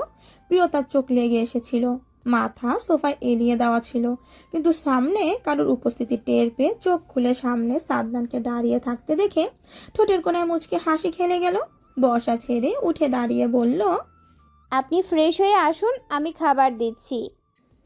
সাদনান মাথা নেড়ে প্রিয়তাকে জিজ্ঞেস করলো, তুমি খেয়েছো? বাবুরা কোথায়? মনির কাছে রয়েছে, আমি খেয়েছি। তাহলে চলো, আমি খেয়ে এসছি। প্রিয়তাকে কিছু বলার সুযোগ না দিয়ে সাদনান ওকে টেনে নিয়ে উপরে যেতে লাগলো। রুমে এসে লাইট অন করার জন্য সাদনান হাত বাড়াতেই প্রিয়তা সাদনানকে টেনে ধরলো। বিছানার উপর থেকে ড্রেস নিয়ে সাদনানের হাতে দিয়ে বলল, ফ্রেশ হয়ে আসুন, সারপ্রাইজ আছে। সাদনান ব্রু কুচকালো। বউ তার বড় হলো কি মনে হচ্ছে না, কেমন বাচ্চাদের মতো করে। বছরে কম তো আর বাচ্চামো করেনি, কিন্তু সাদনানের হঠাৎ মনে হলো কাজের চাপে সে কিছু ভুলে গিয়েছে। কিন্তু কি মনে পড়লো না। ওয়াশরুমে গিয়ে বলিষ্ঠ শরীরে পানির ঝাপটা গায়ে পড়তে কিচ্ছু মনে পড়লো। ঝটপট ড্রেস চেঞ্জ করে ওয়াশরুম হতে বেরিয়ে এসে দেখলো প্রিয়তা প্রায় অনেকগুলো সুগন্ধি যুক্ত ক্যান্ডেল রুমে সুন্দর করে সাজিয়ে নিয়েছে। সাদনান কিছুটা ছুটে গেল প্রিয়তার কাছে, পেছন থেকে পেট জড়িয়ে ধরে শূন্যে তুলে নিল। চুলের ফাঁকে মুখ গুজে অপরাধী কণ্ঠে বলে উঠল, আমি এক্সট্রিমলি সরি জান। ইস, কি করে ভুলে গেলাম আমি। প্রিয়তা নিজেকে ছাড়িয়ে নিয়ে সাদনানের দিকে ফিরে এক হাতে মোম অন্য হাতে সাদনানের গালে রেখে বলল, এত বছরে একবারও তো আমার মনে থাকতো না, কিন্তু আপনার ঠিকই মনে থাকতো। আমার একটু খারাপ লেগেছে, কিন্তু আপনার কাজের এত চাপ, তাই বেশি খারাপ লাগেনি। বিশ্বাস করুন, একটুই খারাপ লেগেছে, বেশি না। সাদনান প্রিয়তার কথা শুনে শব্দ করে হাসলো, তবে পরক্ষণে প্রশান্তির হাসি হাসলো। বউয়ের হাত থেকে ক্যান্ডেল পাশের টেবিলে রেখে বউকে শক্ত করে জড়িয়ে ধরে বলল, ধন্যবাদ এই দিনে আমার জীবনে এসে আমার জীবনটা এইভাবে ভালোবাসায় ভরিয়ে দেওয়ার জন্য। প্রিয়তা কিছু বলল না। কিছু সময় চুপ থেকে সাদনান জিজ্ঞেস করলো, ওদের ফিডার দিয়ে এসেছো? হ্যাঁ, সব নিয়েছে মনি। সাদনান বউয়ের মাথায় চুমু খেলো, শক্ত করে জড়িয়ে ধরে রাখলো। আজ তো একটা ভালোবাসার মায়ার রাজ্য এই তিনটা মানুষ ওর জীবনে, যেখান থেকে চাইলেও আর কোনোদিন বেরিয়ে আসতে পারবে না। এই তুই তুলাগের থাতে কেন পুকুর পাড়ে গিয়েছিলি? ছোট্ট সায়রা মিশানের প্রশ্নে মনে হয় ভীষণ খুশি হলো। তৎক্ষণাৎ হাতের পুতুল বিছানায় ফেলে দিয়ে বসা ছেড়ে উঠে এগিয়ে এলো আর খুশিতে গদগদ হয়ে জবাব দিল, তুলাক ভাই আমাদের এতটা ততলেট দিয়েতে, তাই গিয়েতি। মিশন বিরক্তিতে ভুরু কুচকে নিল। ক্লাস 2-তে পড়ুয়া মেয়ে এখন ঠিকঠাক শব্দের উচ্চারণ করতে পারে না। ভূপৃষ্ঠ হওয়ার পর সাথে সাথে কাঁদেনি।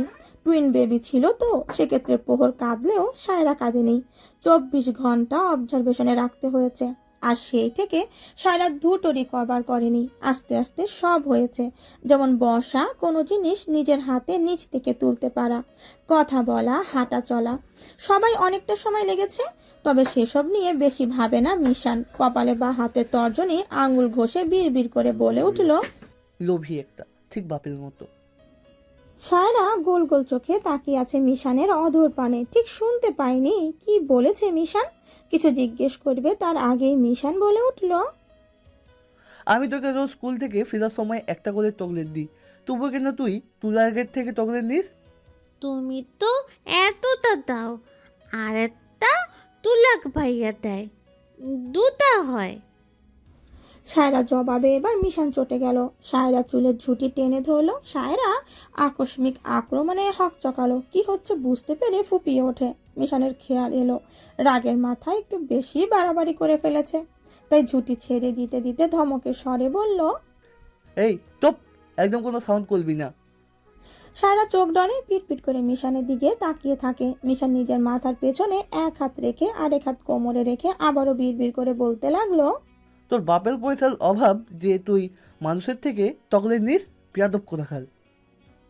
পরপরই সায়রার দিকে তীক্ষ্ণ দৃষ্টিতে তাকালো। সায়রা সঙ্গে সঙ্গে মাথা নিচু করে নিল। মিজান বুঝতে পারে সায়রা ওকে ভয় পেয়েছে। অবশ্য পাওয়ারই কথা, যা ব্যবহার করছে, না করে কি তা করতো? যখন শুনেছে সায়রা তুরাগের সাথে স্কুল থেকে ফেরার সময় পুকুর পাড়ে গিয়েছে তখনই রাগ হয়, তবে তখন কিছু করতে পারেনি। তার অবশ্য কারণ রয়েছে। আজ মিশানের 14তম জন্মদিন, আর সেই উপলক্ষে ছোটখাটো একটা অনুষ্ঠানের আয়োজন করেছে সওদাগর বাড়ির সবাই। গরিব অসহায় মানুষদের খাবার আর মসজিদে ইমামকে দিয়ে দোয়া পড়িয়েছে। সেই সাথে তাদের গ্রামের বড় মাদ্রাসাটার সব শিক্ষার্থীদের খাবার দিয়েছে। সেই জন্য মিশান সারাদিন বাবার আর দাদার সাথে ছিল। আর বিকেলে বাড়ি ফিরে প্রহরের কাছে এই খবর পাওয়া মাত্র মিশান রেগে আছে। এখন সন্ধ্যা, সবাই বসে আছে, আড্ডা দিচ্ছে, আর এই সুযোগে মিশান খোঁজ নিয়ে জানতে পেরেছে সায়রা উপরে আছে। তাই তো তৎক্ষণাৎ চুপি চুপি উপরে রুমে চলে আসছে। কিন্তু আজ কিছু বলতে না পারলে আর সুযোগ পাবে না, কারণ মিশান কাল হোস্টেলে চলে যাবে। আর সায়রা মির্জা বাড়ি দেখা যদি স্কুলে হবে, কিন্তু বেশি কিছু তখন বলার সময় হয় না। মিশান শায়লার একটা পুতুল হাতে নিল। শায়লার কাছে এগিয়ে এসে সেটা চুলগুলো এলোমেলো করতে করতে বলল, এখন থেকে আমি তোকে রোজ 2টা চকলেট দেবো, কিন্তু তার জন্য শর্ত মানতে হবে তোকে। রাজি? শায়রা চোখ চিকচিক করতে গিয়েও করে না। কি শর্ত দেবে মিশান ভাই? মানুষটা বেশি সুবিধার না, তাই আগে থেকে সব ক্লিয়ার করে নিতে হবে। শর্ত মানার মতো হলে তবে রাজি হবে। ব্রু কুচকে কোমরে 2 হাত রেখে জানালো, বলো, বেতি তোর হলে পারবো না। মিশান অদ্ভুত হাসলো। পুতুলটা বিছানায় ছুঁড়ে ফেলে দিয়ে শায়রার ঠিক সামনে এসে দাঁড়ালো। কণ্ঠে গভীরতা এনে শুধালো, আজ থেকে তুলাগের থেকে দূরে থাকবি। শুধু তুলার বস্তা নয়, সব ছেলেদের থেকে দূরে থাকবি। আর আমি যা বলবো তাই শুনতে হবে, নয়তো ছোটোমণিকে বলে দেব তুই ছেলেদের সাথে পুকুর পালে যাস। শায়রা কিছু ভাবে। তুরাক মাঝে মধ্যে চকলেট দেয়, প্রতিদিন দেয় না, কারণ রোজ তুরাকের সাথে ওর দেখা হয় না। ওদের সকালে ক্লাস হয় আর তুরাগের 12টা থেকে। মাঝে মধ্যে ভাগ্যক্রমে দেখা হয়, মাঝে মধ্যে আজ হয়েছিল। সব দিক থেকে শায়রা বলল, আচ্ছা। মিশান নিজের জিন্সের হাঁটু সমান প্যান্টের পকেট হাতড়ে একটা চকলেট বের করে শায়রার হাত টেনে ধরে সেটা শায়রার হাতে দিতে দিতে হুঁশিয়ারি কণ্ঠে জানালো, ভুলেও আমার সাথে চালাকি করতে যাবি না। এই আসিফ সওদাগর মিশান ভালো ভালো তো খারাপের সর্দার। কথা শেষ করে মিশান লম্বা লম্বা কদম ফেলে রুম ত্যাগ করে। শায়রা চকলেট পেয়ে সে কি খুশি। মিশানের কথা এক কান দিয়ে ঢুকিয়ে আরেক কান দিয়ে বের করে দিয়েছে। এত ভারী কথার বিশ্লেষণ বোঝার সময় বা ব্রেন কোনোটাই ওর হয়নি।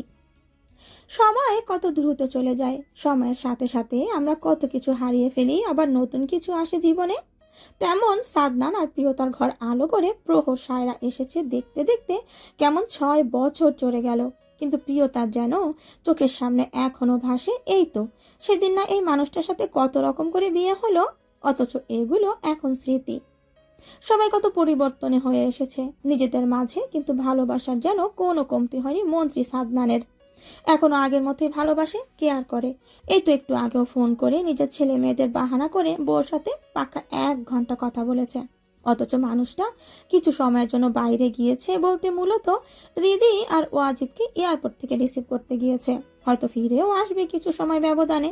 এখন সন্ধে সবাই একসাথে হলেই কেক কাটা হবে। প্রিয়তা ভাবলো কেক কাটা শেষ হলে আর প্রহর সায়রা কিছুই খাবে না, তাই খাবার নিয়ে ছেলে মেয়েকে খুঁজতে লাগলো। রান্নাঘর হতে বেরিয়ে সিঁড়ির কাছে আসতে দেখা মিলল ছেলে আর একদম নিচের সিঁড়িতে মন মরা হয়ে বসে আছে। প্রিয়তা কিছু ভেবে চট করে জিজ্ঞেস করলো, প্রহর, বোন কোথায়? প্রহর গম্ভীর হয়ে দাঁড়ালো মায়ের সামনে। বোন আজ তুরাগের সাথে পুকুর পাড়ে গিয়েছিল। সেই থেকে প্রহর আর বোনের সাথে কথা বলেনি, আর না খেলার জন্য ডেকেছে, তাই কোনো কথা বলল না। প্রিয়তা সন্দিহান চোখে ছেলের দিকে তাকালো। বোনের সাথে বেশ গলায় গলায় ভাব প্রহরের। টুইন হলেও দুজন সম্পূর্ণ ভিন্ন দেখতে, আচার আচরণ সব। প্রিয়তা জানে প্রহর রেগে থাকলে বোনের সাথে কথা বলে না, তাই নিজেই প্রহরকে আবার জিজ্ঞেস করলো, ঝগড়া করেছে বোন? প্রিয়তা আর কিচ্ছু জিজ্ঞেস করলো না, করেও লাভ নেই। প্রহর কখনো বলবে না কি হয়েছে, তাই প্রিয়তা কথা বাড়ায় না। খাবার প্লেট হাতে ডান হাতে নিয়ে ছেলের হাত বা হাতে আঁকড়ে ধরে উপরে আলভির রুমের উদ্দেশ্যে হাঁটা ধরে। মিশান, আরবি, তুরাক, সায়রা ছোট্ট সোহানকে বিছানায় বসিয়ে চারদিক ঘিরে বসে আছে। সোহান সারা আর রাহানের ছেলে, 1.5 বছর হয়েছে।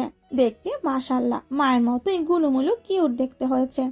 সোহানকে দেখে প্রহর নিজে গিয়ে লাফিয়ে বসলো বিছানায়। প্রিয়তা নিজেও এগিয়ে গিয়ে পাশে দাঁড়ানো সার্ভেন্টকে উদ্দেশ্য করে বলল, খালা, আপনি ওদের সবার খাবার এখানে পাঠিয়ে দিন, আমি খাইয়ে দেব। প্রিয়তা প্লেট রেখে হাত ধুয়ে সোহানকে কোলে তুলে কিছু সময় আদর করলো। বাচ্চাদের সাথে টুকটাক কথা বলতে বলতে দুজন কাজের মহিলা এসে হাজির হলো। এখানে সবচেয়ে ছোট সদস্য আরভি আর সোহান। প্রিয়তা ওদের খাবার আলাদা রেখে আর বাকি সবার খাবার নিজ হাতে খেতে দিল। সাদনান লিভিং রুম ছেড়ে আগে কক্ষে চলে গেল। সেই সাথে বউকে ইশারা করে রুমে আসার জন্য বলে এলো। রিদি ও আজিদকে সবাই ফ্রেশ হয়ে নিতে বলল, আর বাকিরা কেক কাটার প্রস্তুতি নিতে লাগলো। প্রিয়তা রুমে প্রবেশ করে মাত্র সাদনান ওয়াশরুম হতে বেরিয়ে এলো। উদম গায়ে অল্প স্বল্প পানির ছিটে ফোটা, মুখের আশেপাশে কিছু চুলও ভেজা, হাতে তাওয়াল। প্রিয়তা রুমে আসতেই তাওয়াল সাদনান বউয়ের ওপর ছুঁড়ে ফেলে। প্রিয়তা কিছুটা হক চকিয়ে তাওয়াল হাতে এগিয়ে এলো। সাদনান ছট করে বউয়ের কোমরে 2 হাত চেপে ধরে শূন্যে তুলে নিল। প্রিয়তা তাওয়াল নিয়ে সাদনানের মুখের পানি সহ বুকে থাকা অল্প স্বল্প পানিগুলো মুছিয়ে দিতে দিতে বলল, আপনার এই স্বভাব কোনোদিন যাবে না। আমার তুমি আছো। সাদনান মৃদু হেসে উঠল। প্রিয়তা ছাড়া পেয়ে ব্যালকনিতে গিয়ে তাওয়াল মেলে দিয়ে রুমে এলো। সাদনান ততক্ষণে গায়ে পাঞ্জাবি পরে আয়নার সামনে দাঁড়িয়ে। প্রিয়তা নিজেও শাড়ি পরে রয়েছে। সাদনান আর গাঢ় রানী গোলাপি সুতোর কাজ সাদা আর গাঢ় রানী গোলাপি সুতোর কাজ করা। সাদনানকে সাদা পাঞ্জাবি গায়ে দারুণ লাগছে। অবশ্য সবসময় সুদর্শন লাগে, কিন্তু প্রিয়তা পাশে দাঁড়াতেই আজ পরিপূর্ণ মনে হলো নিজেকে। সাদনান বউয়ের দিকে এক পলক আয়নায় তাকিয়ে চোখ ফিরিয়ে সরাসরি তাকালো বউয়ের মুখ পানে। কিছু সময় মুগ্ধ দৃষ্টিতে তাকিয়ে রইল, পরপরই ঝুঁকে বউয়ের কপালে ভালোবাসার পরশ দিল। নিজের বাঁ হাতের মুঠোয় প্রিয়তার ডান হাত শক্ত করে আঙুলের ভাঁজে পেঁচিয়ে ধরে রুম হতে বেরিয়ে এলো। লিভিং রুম তখন মানুষে কিচকিচ করছে। চারিদিকে শুধু মানুষ। ছোট্ট সায়রা সোফায় গুটি সুটি মেরে বসে আছে, তার পাশেই সব বাচ্চারা রয়েছে। একটু পর কেক কাটা হবে। মিশানও রেডি হয়ে চলে এসেছে। সবাই আসতেই শফিক সওদাগর তাকেদা দিল। মিশানকে ঘিরে সব বাচ্চারা কেক কাটলো। কেক কাটার শেষে রাহান এলো কোথা থেকে দৌড়ে, হাতে একটা ক্যামেরা। একজন সিকিউরিটির হাতে ক্যামেরা দিয়ে সবাইকে একসাথে দাঁড়াতে তাগেদা দিতে লাগলো। সোফায় শফিক সওদাগরের কোলে আরভি, জাফর মির্জার করে নিজের পুতিপোহর, আজম মির্জার কোলে সোহান, পাশে মফিজুর মির্জা মিশানকে আগলে নিয়ে দাঁড়িয়ে। ওনার এক পাশে সুফিয়া বেগম, অন্য পাশে তুরাককে কোলে নিয়ে কালাম খান, ওনার পাশে ওয়াসিফ দেওয়ান নিজের নাতনি রুহিকে কোলে নিয়ে দাঁড়ানো। আয়না, রাহাত, সালেহা বেগম, ইনিয়াকে সামনে নিয়ে রোজিনা বেগম, তারা সবাই পুরুষদের পেছনে দাঁড়ালো। আর এক পাশে তিন্নি, কবির একসাথে দাঁড়ালো। মাইশা, আয়ান, মিশানকে সামনে রেখে একসাথে।